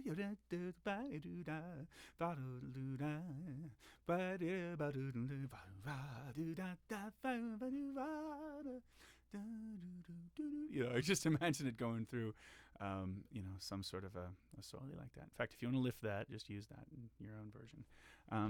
Okay, so here we are. We've got all the changes. I think I will assume for now, just so I can kind of...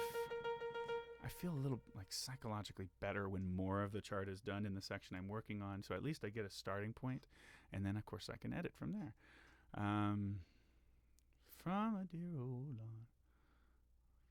friendly laundryman. I think dear old is really corny. I'm going to change that.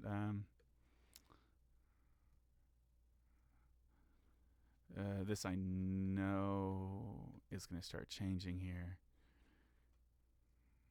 Let's see. And then this is going to be pretty written. And then I think this will be.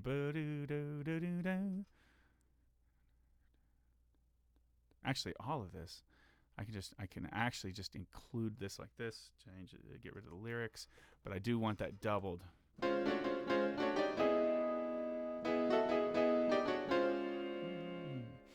then E flat 7 here. So that'll be what I ultimately do with this, and then write an ending. I feel like I didn't finish my point. Oh, no, I didn't. I definitely didn't finish my point. I just started talking, got distracted, and now I have no idea what I was saying, but that's fine. I think you'd all rather me write than talk anyway, right? Oh, yeah. I remember now because I'm looking at it. Friendly laundryman. I don't know if Neil, what do you like there, bud? I'll write whatever you want me to write. If I sell it later, I'll change it to something if I don't like your idea. But yeah, I'm thinking friendly. I guess that's the vibe of it, right? Once she heard it. Oh, once she heard it in Milan. That is so classic. So the group is talking about, they're talking about Blossom here. That's interesting. Wow. Talking about the soloist. It's really cute, actually. I'll leave that if you want. But let's just say, from a friendly laundryman. Right? Because I can imagine meeting someone who does your laundry, which is a thing, you know. It is a thing at hotels and I don't know. Anyway, it's a little anachronistic, but certainly so would be Chinese in that spot. It feels very Mickey Rooney-ish to include that.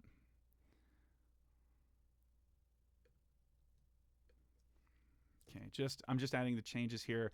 Again, helps me feel a little bit more motivated to, like, I'm closer to the finish line or something, and that's sort of my own psychological device that I use. So I do some of the work that's a little bit mindless. And Neil thinks, should I say, Neil thinks drunken laundryman would be a great idea. I guess it does make sense. Hand me your laundry ticket. Oh, silly. All right, I'll stick with friendly unless you tell me if you want something else, or you'll just change it. All right, enough about that silly subject. What else should we do here? Let's get the bass part in. I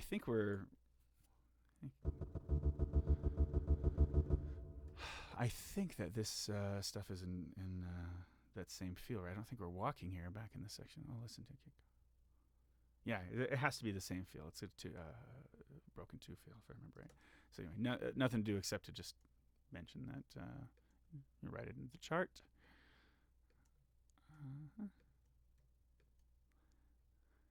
Neil, if you're watching, are you okay? Are you really okay with, with just leaving chord symbols and slashes and stuff for the most part, and rhythmic notation and things like this where it needs to match? Does that work for your group? That is I will leave that question out for you. Hopefully you heard it. This is going to need to be notated too.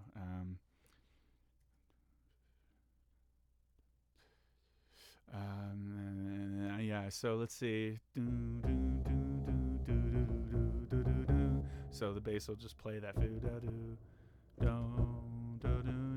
He says, no problem. Cool, man. Glad you got some players that can hang with that stuff.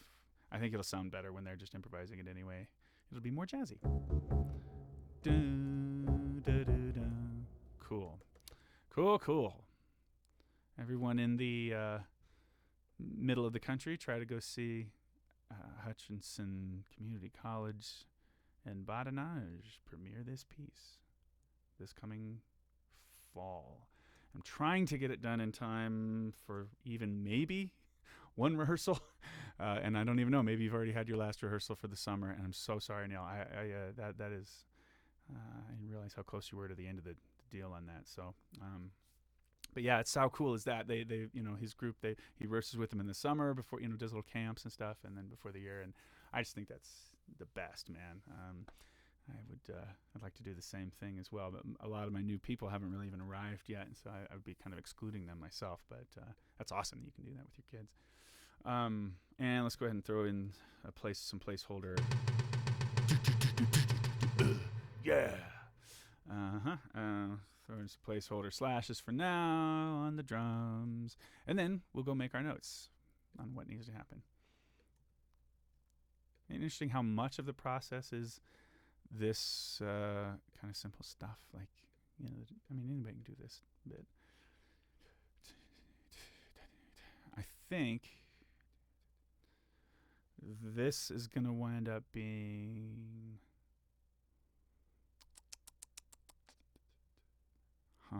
You know what? This will work better as...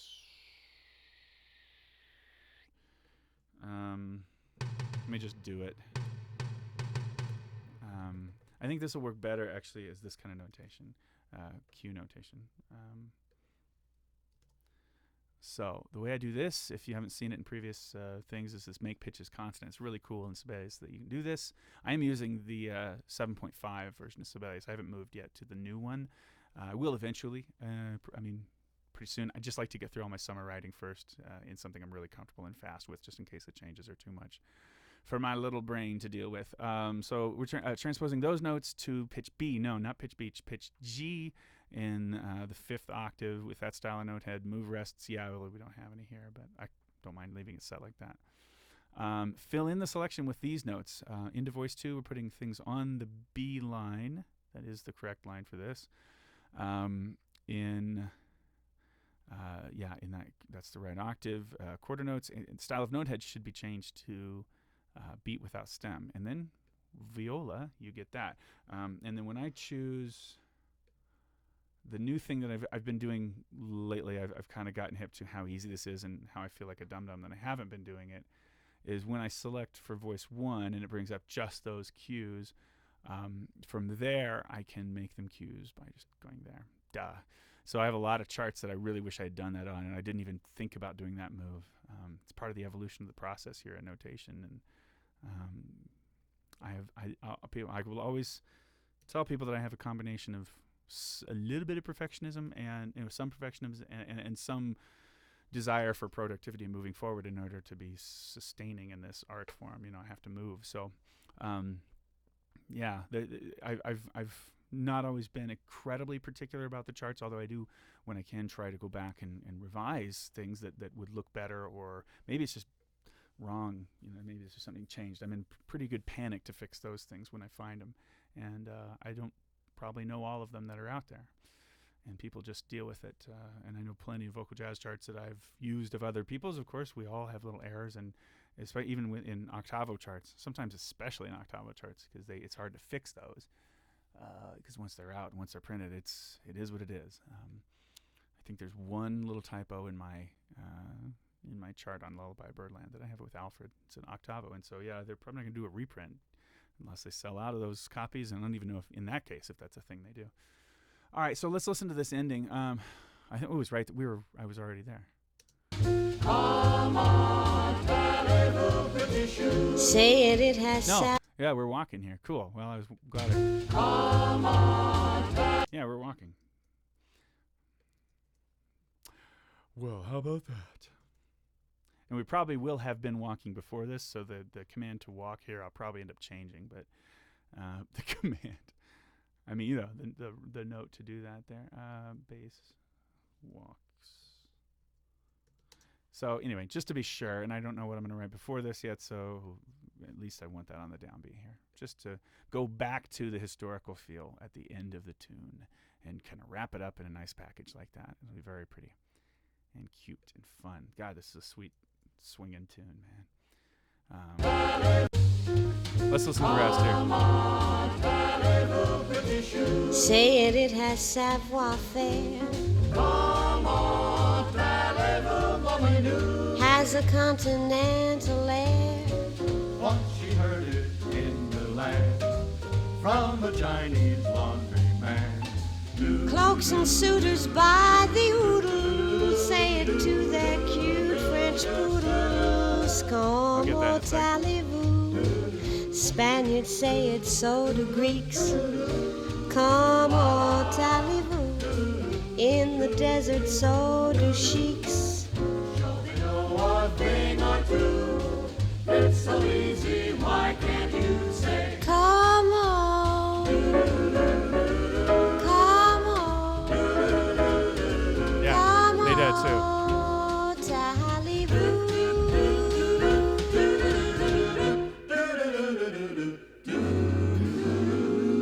Yeah, so that's going to be annoying every time you see that and you read it differently, but that is the way I want to write that ending. One difference is I think all of this is octaves here, and would be better that way than if I tried to voice it out. But maybe not.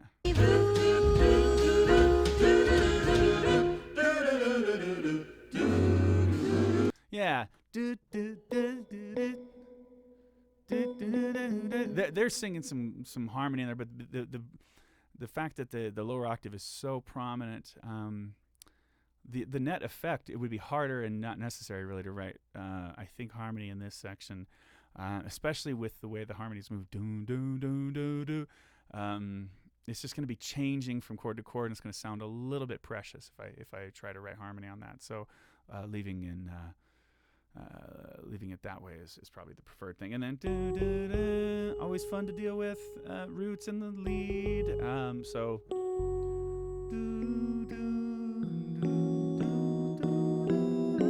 except it's so obvious that those are the voicings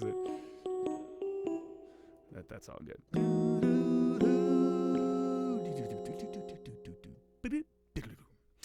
Okay, so we have is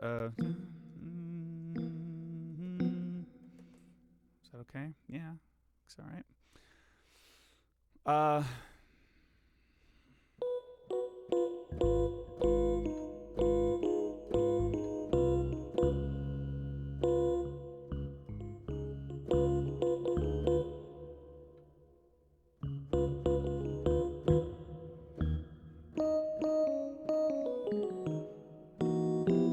So I'm trying to figure out what the piano ought to do. Let me listen again.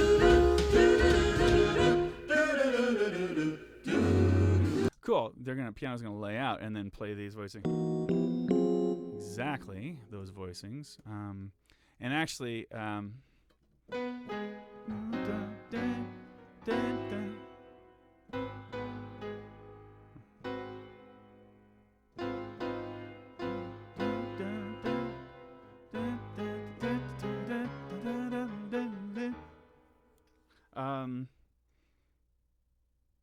going to keep this sparse because of, again, the implied harmony that's changing as the boom, boom, boom, boom, boom. Just don't want to really deal with that, so I'm gonna have this all written out there. I fear that getting too complicated a little bit. Now, what should I say about the drums in this spot, though?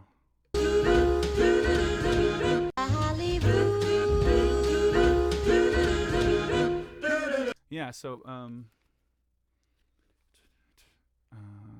it's just going to be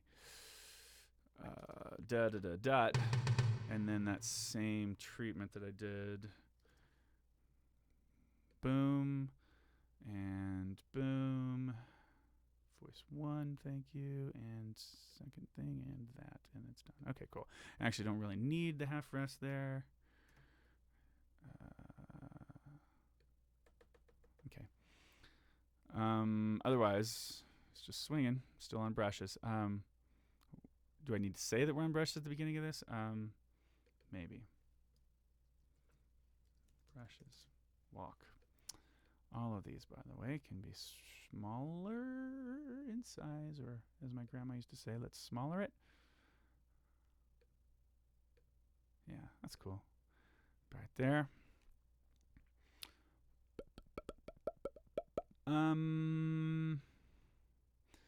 Let's see. I'm putting off writing the vocals. What do the drums do right at the end? Okay, well, I'll just give them the same hits. So that's easy. I'm just going to actually write those rhythmic notation hits in rather than have to change the settings on my Make Pitches Constant plugin, which would be take a little bit more time than that just took, which took no time, and boom. Cool. Let's add our fermatas. Yeah, really, it's like just looking around. What can I do? What can I do? What can I add? I'm right now in not thinking too creatively at the moment. I give myself little breaks of that and still try to be productive. Shall we do the doo-doos?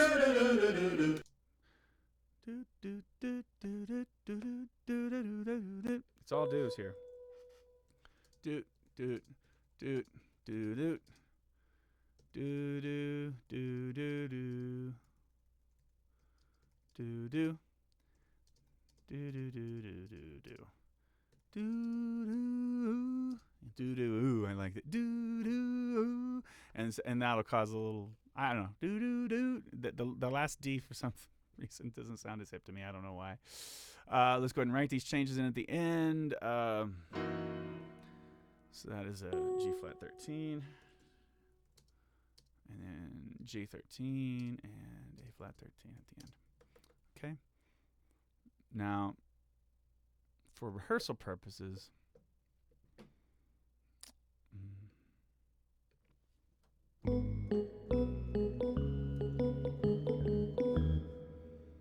that's really all I would want to have. It's just a melody. It's a melody against a walking bass line that assumes you've got.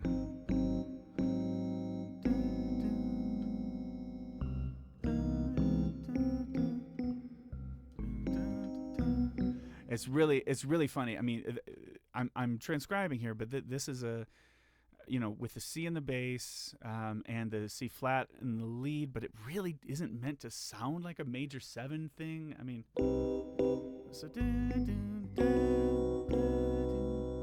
I guess one could say diminished, right? Yeah, I guess that's really kind of what it's going for. And then here. Shall I just go ahead and call it that? I think that I'll just say that so you can kind of read into that, but still I want those notes to be the only ones played. So yeah, really what this is A flat 7 sharp 9. And really what this is C fully diminished 7. Really C fully diminished 9. Is it? No, it's not at all. What am I thinking? Fully diminished 7.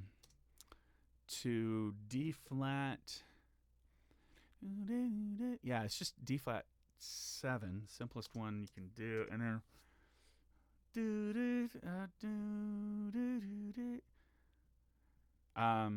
and then this is more D fully diminished 7. I guess this is really what's going on there, and then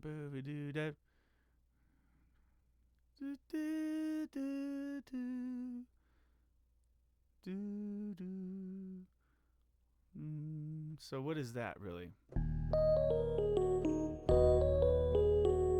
So kind of E flat 7 alt. So an alt.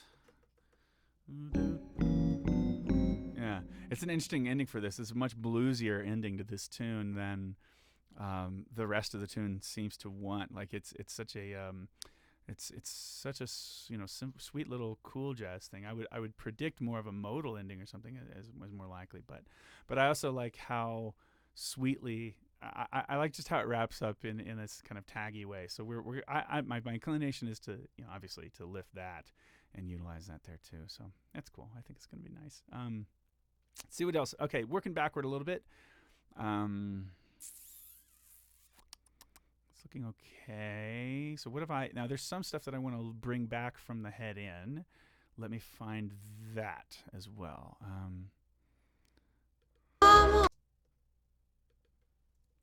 Need to zoom out on my cloaks and suits on my way, but I had to stop and say, come on, Mark this. Allez Vous. Come on, Allez Vous, petit chou. Say it has savoir-faire, Come on, Allez Vous, mon minou. has a continental air. Once she heard it in the land from a Chinese laundryman. Cloaks and suitors by the oodle say it to their cute French poodles. let's Comme dance. Allez Vous. Do-do-do. So let me find that lick. Come tell it, do-do-do.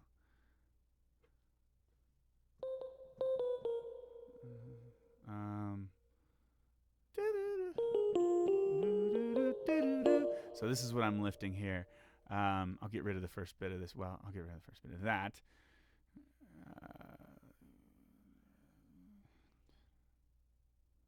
Let's just see how much of this I'm really going to use. I'm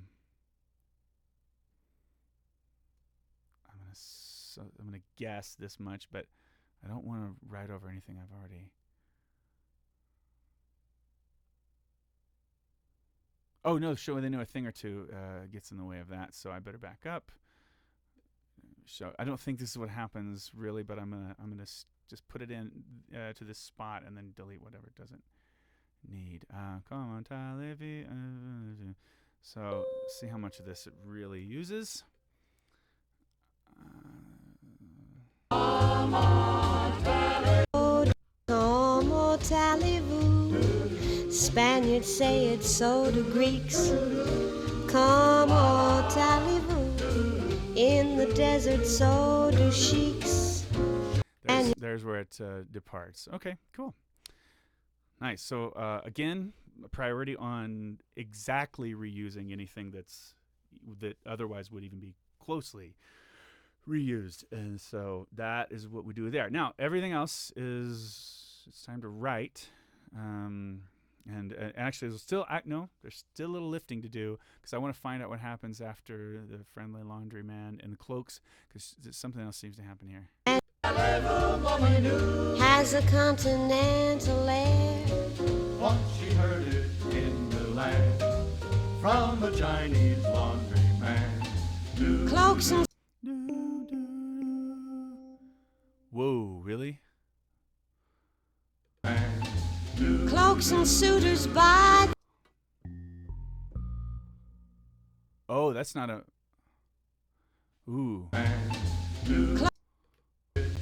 the land from a Chinese laundryman. Cloaks and suitors by the oodle.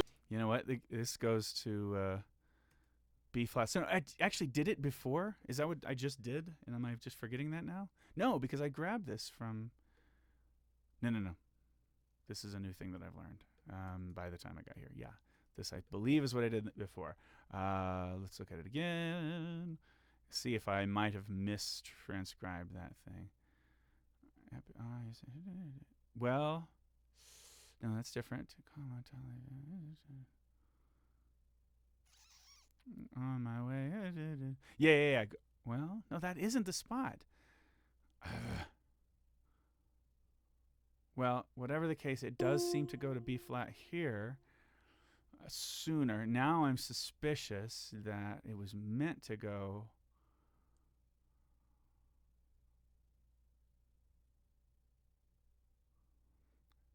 And here, is there anything you're craving? Then it might go through this sort of progression of, which is really common, B flat 7 sus, B flat 7, B flat minor 7, so that the inner voice leading is da da da. But is there any? Oh, it doesn't matter. I'm such a dummy.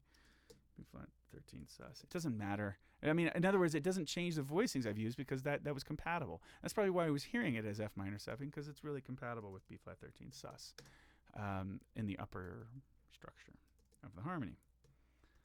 So fine. This is what it goes in the earlier part of the chart, and then now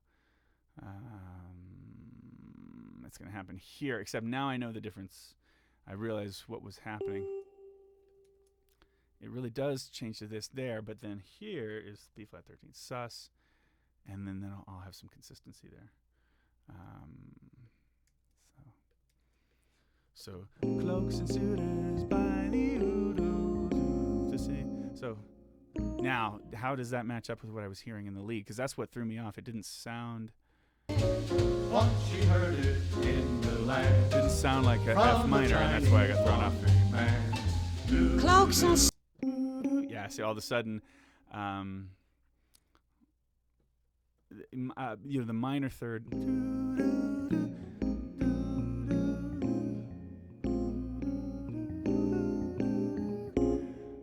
Interesting. I'm having another crisis here. It really sounds like it's going to work more with B flat minor 9. Okay, good. So yeah, apparently it's that. Now, to be consistent, I need to go back and listen and see if did I make that mistake.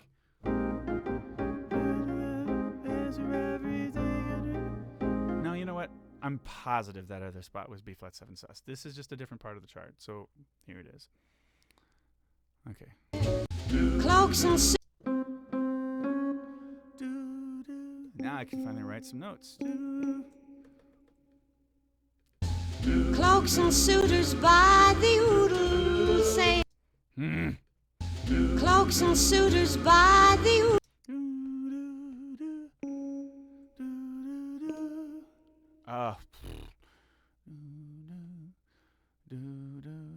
I'm gonna do this. This is gonna work better with the harmony here. Do do do do do do do do.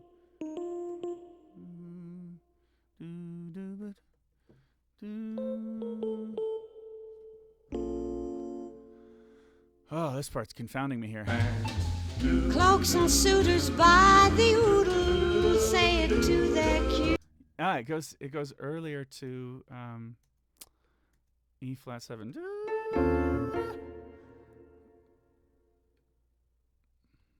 Yeah, that's what's happening. Okay, weird. Oh my gosh. So that ends up being E flat 7 sharp 11 or E flat 13 sharp 11.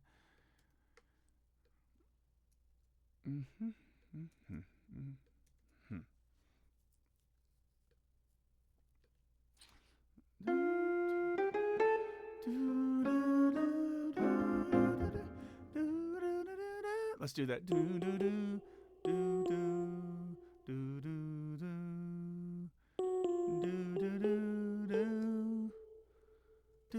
I think it goes something else. Cloaks and suitors by the oodles say it to their cue. Yeah, I mean, I'm not writing exactly what they do, but this will be a fine thing to do. It's a little muddy, you can tell. It's the mixing. Cloaks and suitors by the oodles say it to their cute friends. Yeah.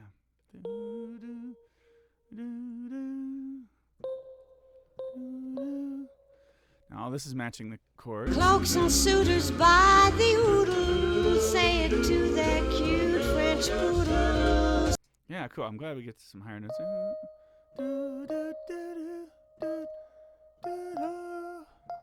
How long is that held?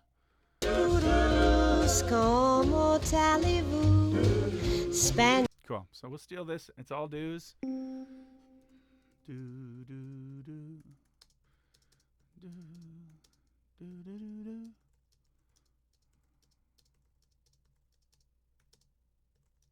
Do, do, do. And a dagger crescendo.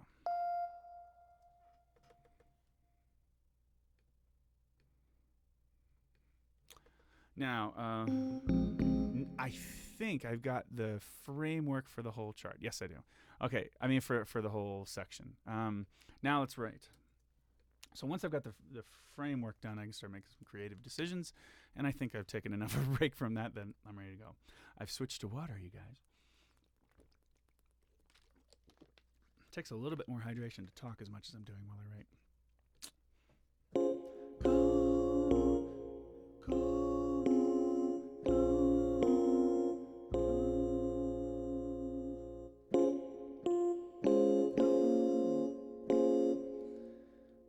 Oh, this has been a bit of a theme of the chart, is tertian harmony with the root in the bottom because of the ninths and the placement of the harmony. So something happens there, I swear. Come on. Oh, it's okay. Guarantee you, it's the melody is in the baritone. Yeah. Come on, allez-vous, petit chou. Yeah. So come on, come on.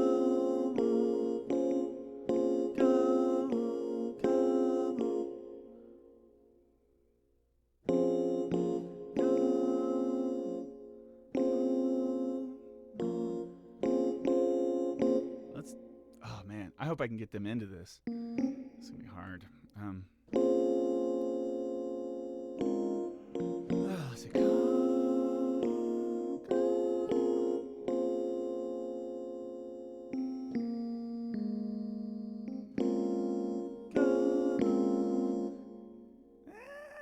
I sort of like this all of a sudden.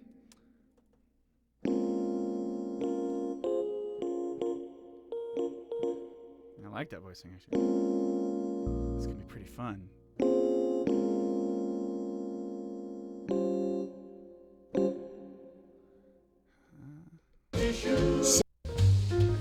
Come on, allez-vous, petit chou.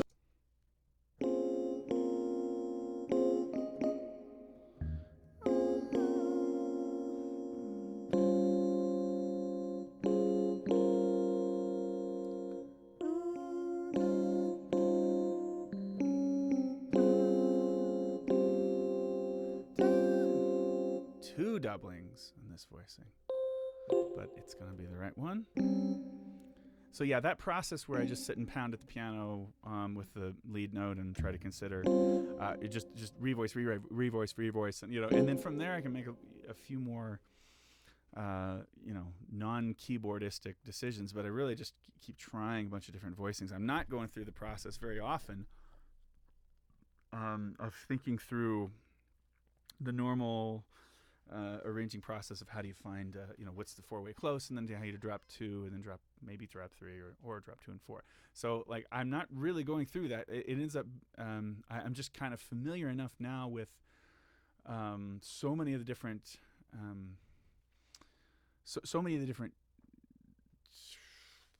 voicing types and positions on the piano and the keyboard that I just kind of run through those and let my hands do some of the work, and then my ears make the choice. Then I check to see if was that an available one, and I mean one that's going to really work with what's happening, and is it appropriate for this tune? So there's so many decisions to make in this process.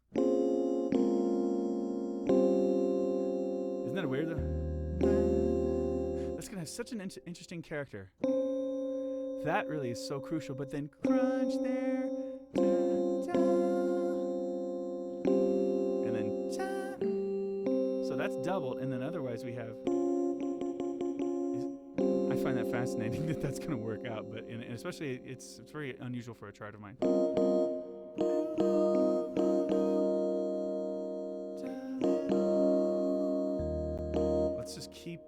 Let's stay consistent with this notion of doubling these parts here. Oops. I'm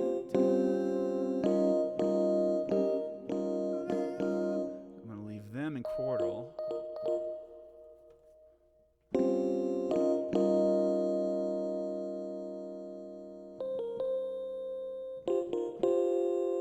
Now for petit chou, I have to figure out what chou is and work into it.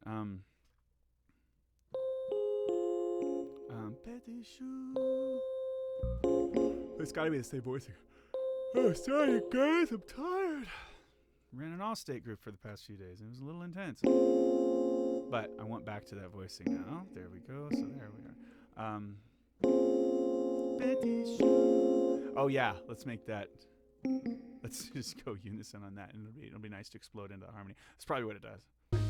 Come on, allez-vous, petit chou. Yeah. Say it has savoir-faire. That's probably why I thought it was a good idea. Come on, allez-vous, mon minou. Has a continental air. Okay. I'm so tired, you guys. All right. Come So.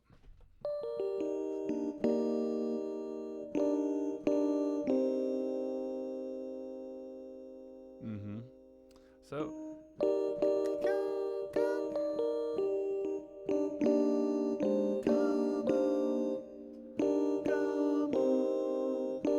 Let's all in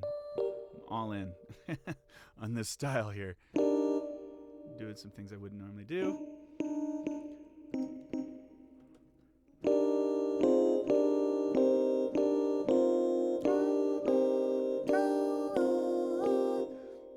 How hip are they going? Has fair. Come on, fair.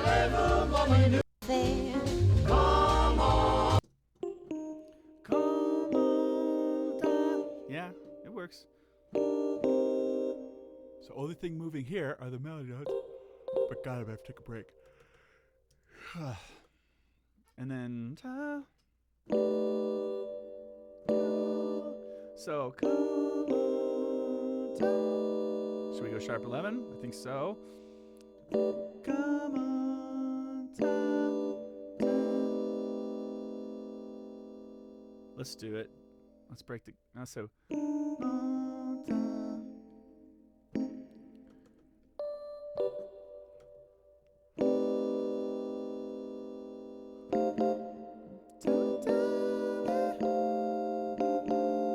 Oh, see, this will be cool. So it's not doing the same thing, but it's using the kind of harmonic language you've been using with those half steps in this spot. So, come on, allez vous.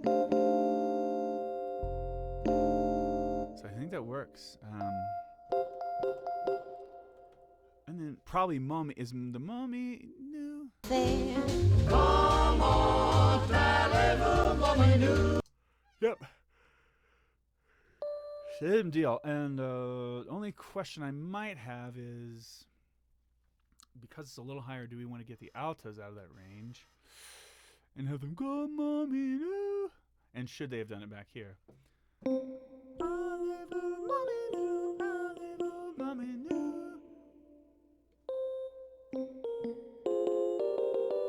Yeah, we're going to do that here. Let's bring those altos down so they don't have to jump over their break, because that's never lovely. Well, it's hard. Mommy, no. No, mommy, no. Oh. Mommy, no. Mommy, no.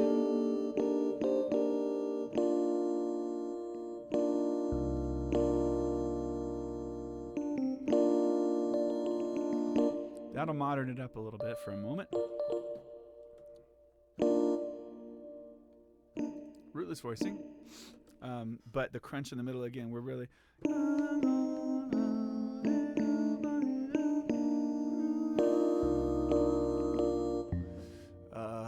Do they just lay out on the F13? Has a continent. Oh, they just do it for 2 beats. Where'd that put the shoe?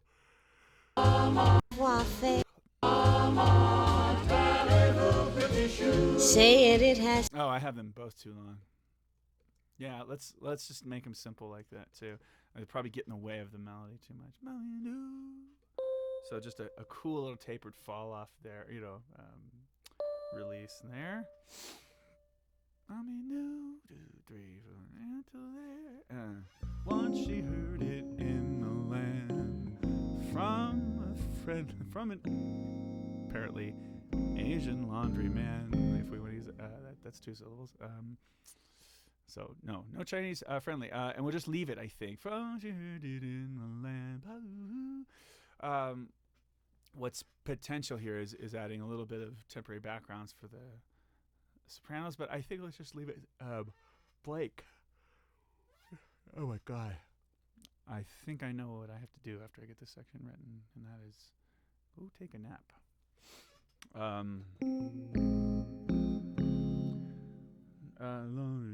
Now, since I've dropped off the guys at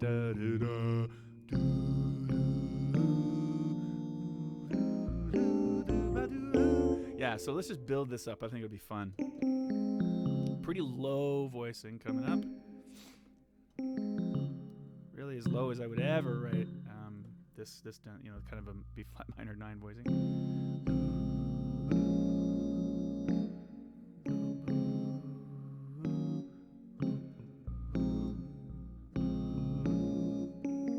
I don't know if they did this or if they wrote non-harmonic tones in the guys' parts here, but I really want to resist doing that for this long, for a beat and a half. So that's against my beliefs about about how you do these chords.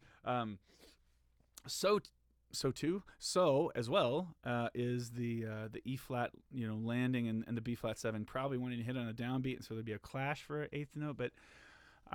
That is, I'm willing rather to let that happen. See, it doesn't sound as probably, but I really want it to be singable. Yeah, let's just do. These guys stay the same. Sing the obvious thing you think they're going to sing. Now, are they keeping it in minor? Say it has sat. What she needs, laundry man. Cloaks and suitors by the oodle. Say. Huh. No, this is minor the whole way. That is nice to know. So now I don't have that. And once I got there, I realized, oh yeah, it doesn't really even go to the D natural and the altos. So that's the good thing about this particular expression of this phrase. But as always, it makes me want to look back at the first time that we used it in the head in and see, well, was it B flat minor the whole time there, and I'm just a silly man?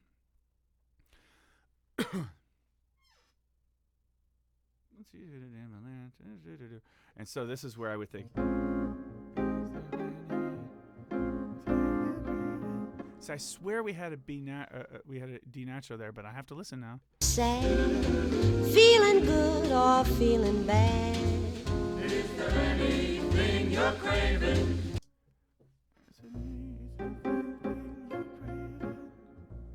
No, it's a different thing this time. I'm gonna leave the B flat dominant there, and that's okay. Well, it's a different thing. Their arrangement does something different in the head in and head out in the same spot in the form, and that's okay. Mine will too, to capture some of this old school flair. So that's it. So what do we have?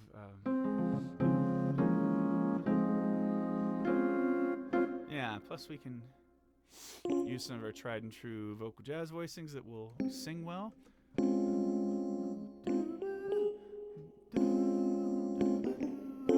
This is going to have to be a little bit complicated here in order to do a running line there. It won't be actually that hard to sing. It's just a little more complicated to write, but that's okay. Boo, boo, doo, doo. So the thing about this voicing is I don't want to I have to land on something that doesn't have a half step in it, because I don't want to run a parallel half step if I can at all avoid it. I mean, it's just so stinking hard. Like if you're Jacob Collier, do it all day long if you want.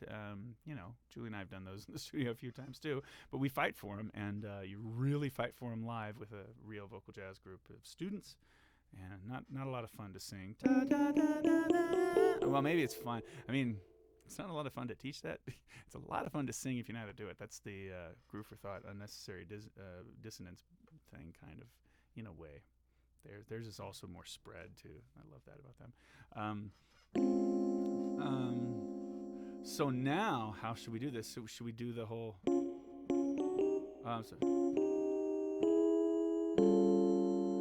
Probably this is going to be parallel. Yeah. And then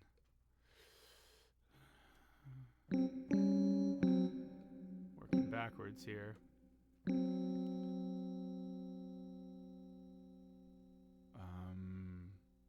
Is that a whole step? Oh no, it's half step.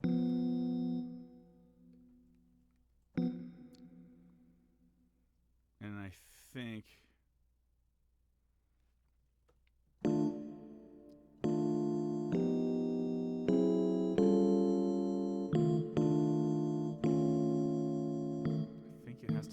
that. So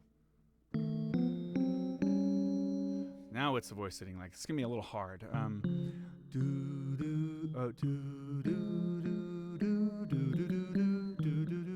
Nah, you can hear that.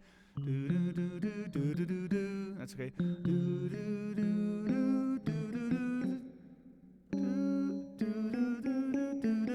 That's tough.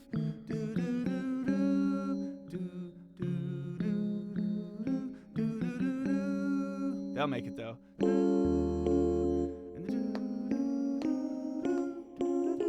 Actually, it's very easy for the gals to do. It's just kind of the tenors have a little bit harder thing to do there, and the baritone's not a great move down to the F here, but I think they'll be okay. It'll just take a little shedding for the tenors in that one spot, and then one bar they'll have to look at that a little bit more than the rest of the group. Don't love giving that stuff to the guys. Sorry, guys, I am one.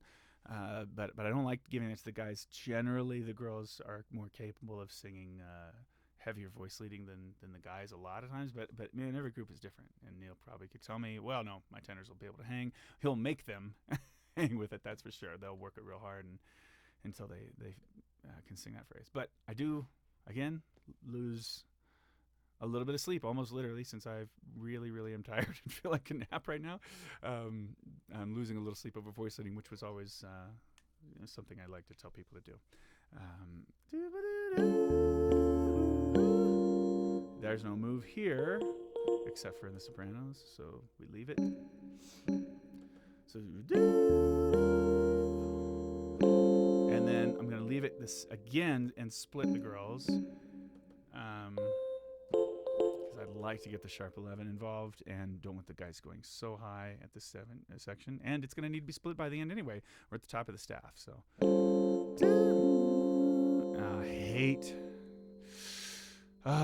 hate the flat 7 or the 3rd in my melodies.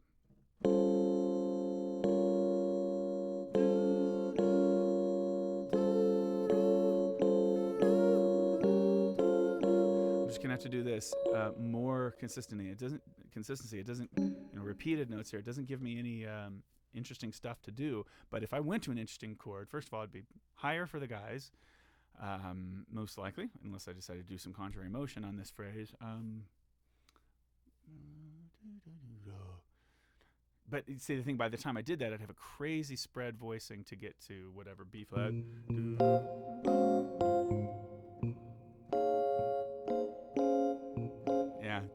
Yeah, we don't really need that. I want to go ahead and let this build up altogether, except we're holding steady down here, just by the nature of the math of the voicings, like and the ears, the subjective judgment. But so we have, oops, and that's the thing about splitting is if you go from not splitting, then all of a sudden you can leave the guys in the same spot for a while, which will make up for the fact that they had a harder thing to do earlier. So that's good.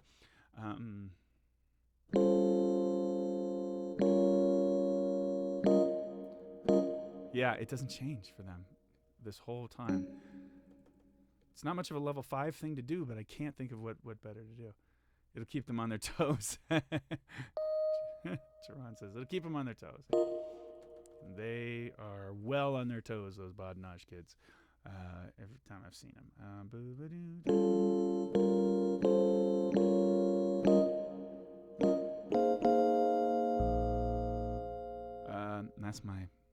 That's where my hands went for that, but it wasn't very good. Yeah, but that'll work. So this special kind of voicing where your 3rd and 7th are up there, but you've got some color with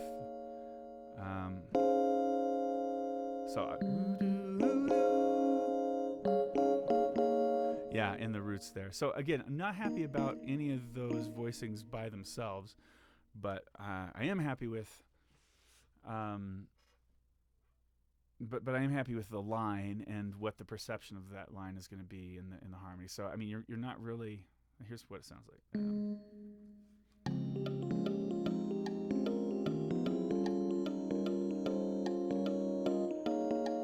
It's fine, right? And then.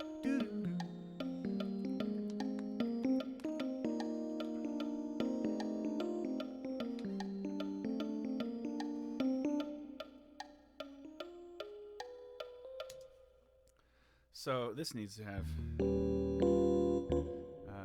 It has. It doesn't start as 13, and I just wrote it that way. So let's make sure we have this right. E7 flat 13, and then it goes to E7 13. So that's important too.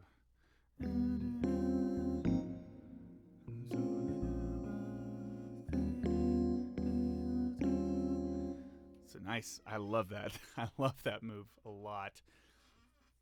In the melody, it's so cool. I just love what you're going to get from that. And it really is probably, it's going to end up being 9. Flat 13, I'm pretty sure. So now, do one thing or two. Come on, thing or two. Cheeks. Show me no one thing. Yep.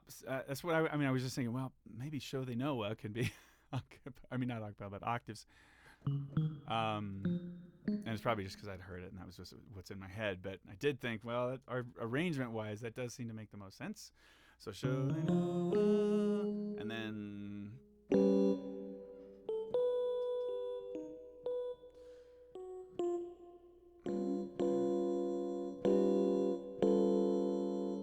so they know a thing.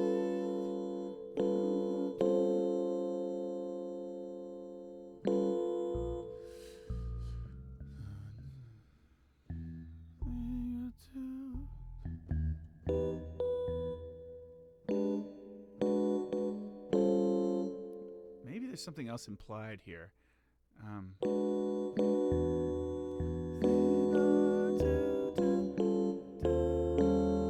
So maybe so they know a thing or two. Yeah, actually, what seems to be really implied.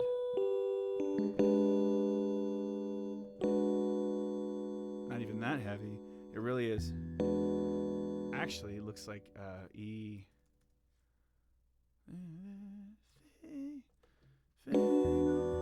And now I'm going to go back and listen and be like, oh yeah, they were playing a tritone into that. In the soda. Why can't you show me no one thing or two? Well, they might not have been doing it, but I really feel like now that's what's going on.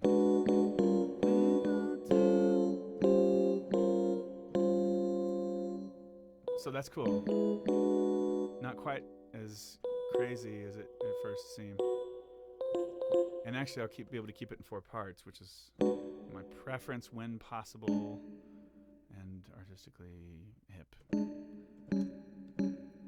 Thing or two, it's so easy. It's so easy, why can't you say? Chord, chord, chord, chord, chord, chord, chord, chord. Or chord, chord, chord, chord. So it's so easy. It's so easy. So I think this point, the tenors now, I've been avoiding them going up to the F as much as possible, and now I think we have to. It's so. It's so.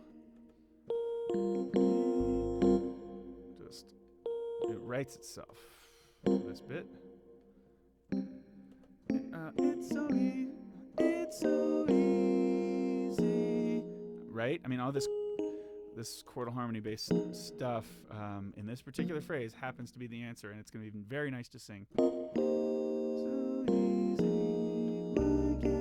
why? And then let's change it up, and then close up the voicing. And I'm not sure what say is, but I know it. Why can't you? So why can't you say? It might just stay the same voicing. Easy, why can't you say? Yeah.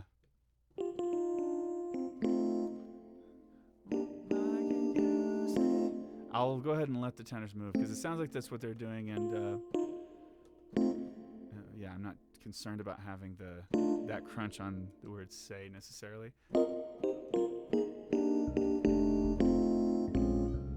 Come on. All that's done.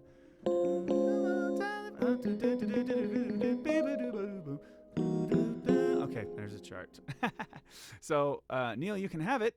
It's all done if you don't want anything weird in the middle. But I'm just kidding, because I know you do, and we will do it. But we will do it in part 2 after I have a little bit of lunch, maybe, or at least do something to kind of wake up a bit. I definitely had a pot of tea, but travel day yesterday has me kind of worn out. Coming home to Greeley from St. Louis, we had an awesome time with the Missouri Allstate. Seriously, the MCDA, it was just totally stinking amazing. And who knew? Really, who knew? I had no idea. But they were really prepared and really good, so that was fun. So I'm going to let it go for now. Go Royals tonight. Try to see if we can win one. See them against Houston this year. They're not that good. So we're going to try to beat them tonight with Danny Duffy on the hill. That's also what I'm thinking about, but I will probably not be able to watch the whole game tonight. Probably be writing at that point. There's also a drum corps competition I want to watch, and I was going to meet with a real cool guy in the a cappella world, and I had to cancel that. I'm just trying really hard to buckle down right now and keep writing as fast as I can while not sacrificing quality, because I don't want to do that just because I took a bunch of work. So here we go.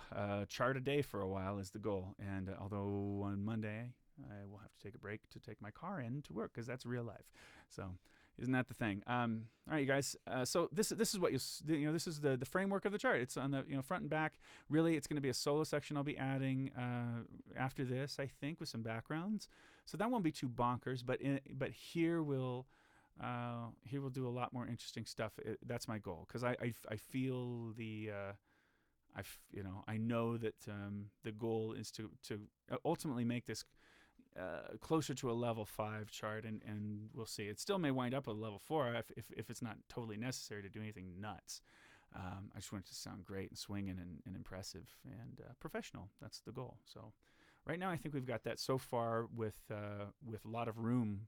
This would be, I think this, if you just did this stuff, it'd be a level 3, maybe a minus a little bit. It's not, well, no, there's some hard stuff in there, like this, but it's a straight level 3 as it is, adding all the background solo section, and then whatever soli shout section stuff I end up using later this afternoon, tonight, whatever, is going to be like adding all that stuff is going to make it hopefully a little more intense and more of a challenge for those kids in Badanash. So that's all for now, you guys.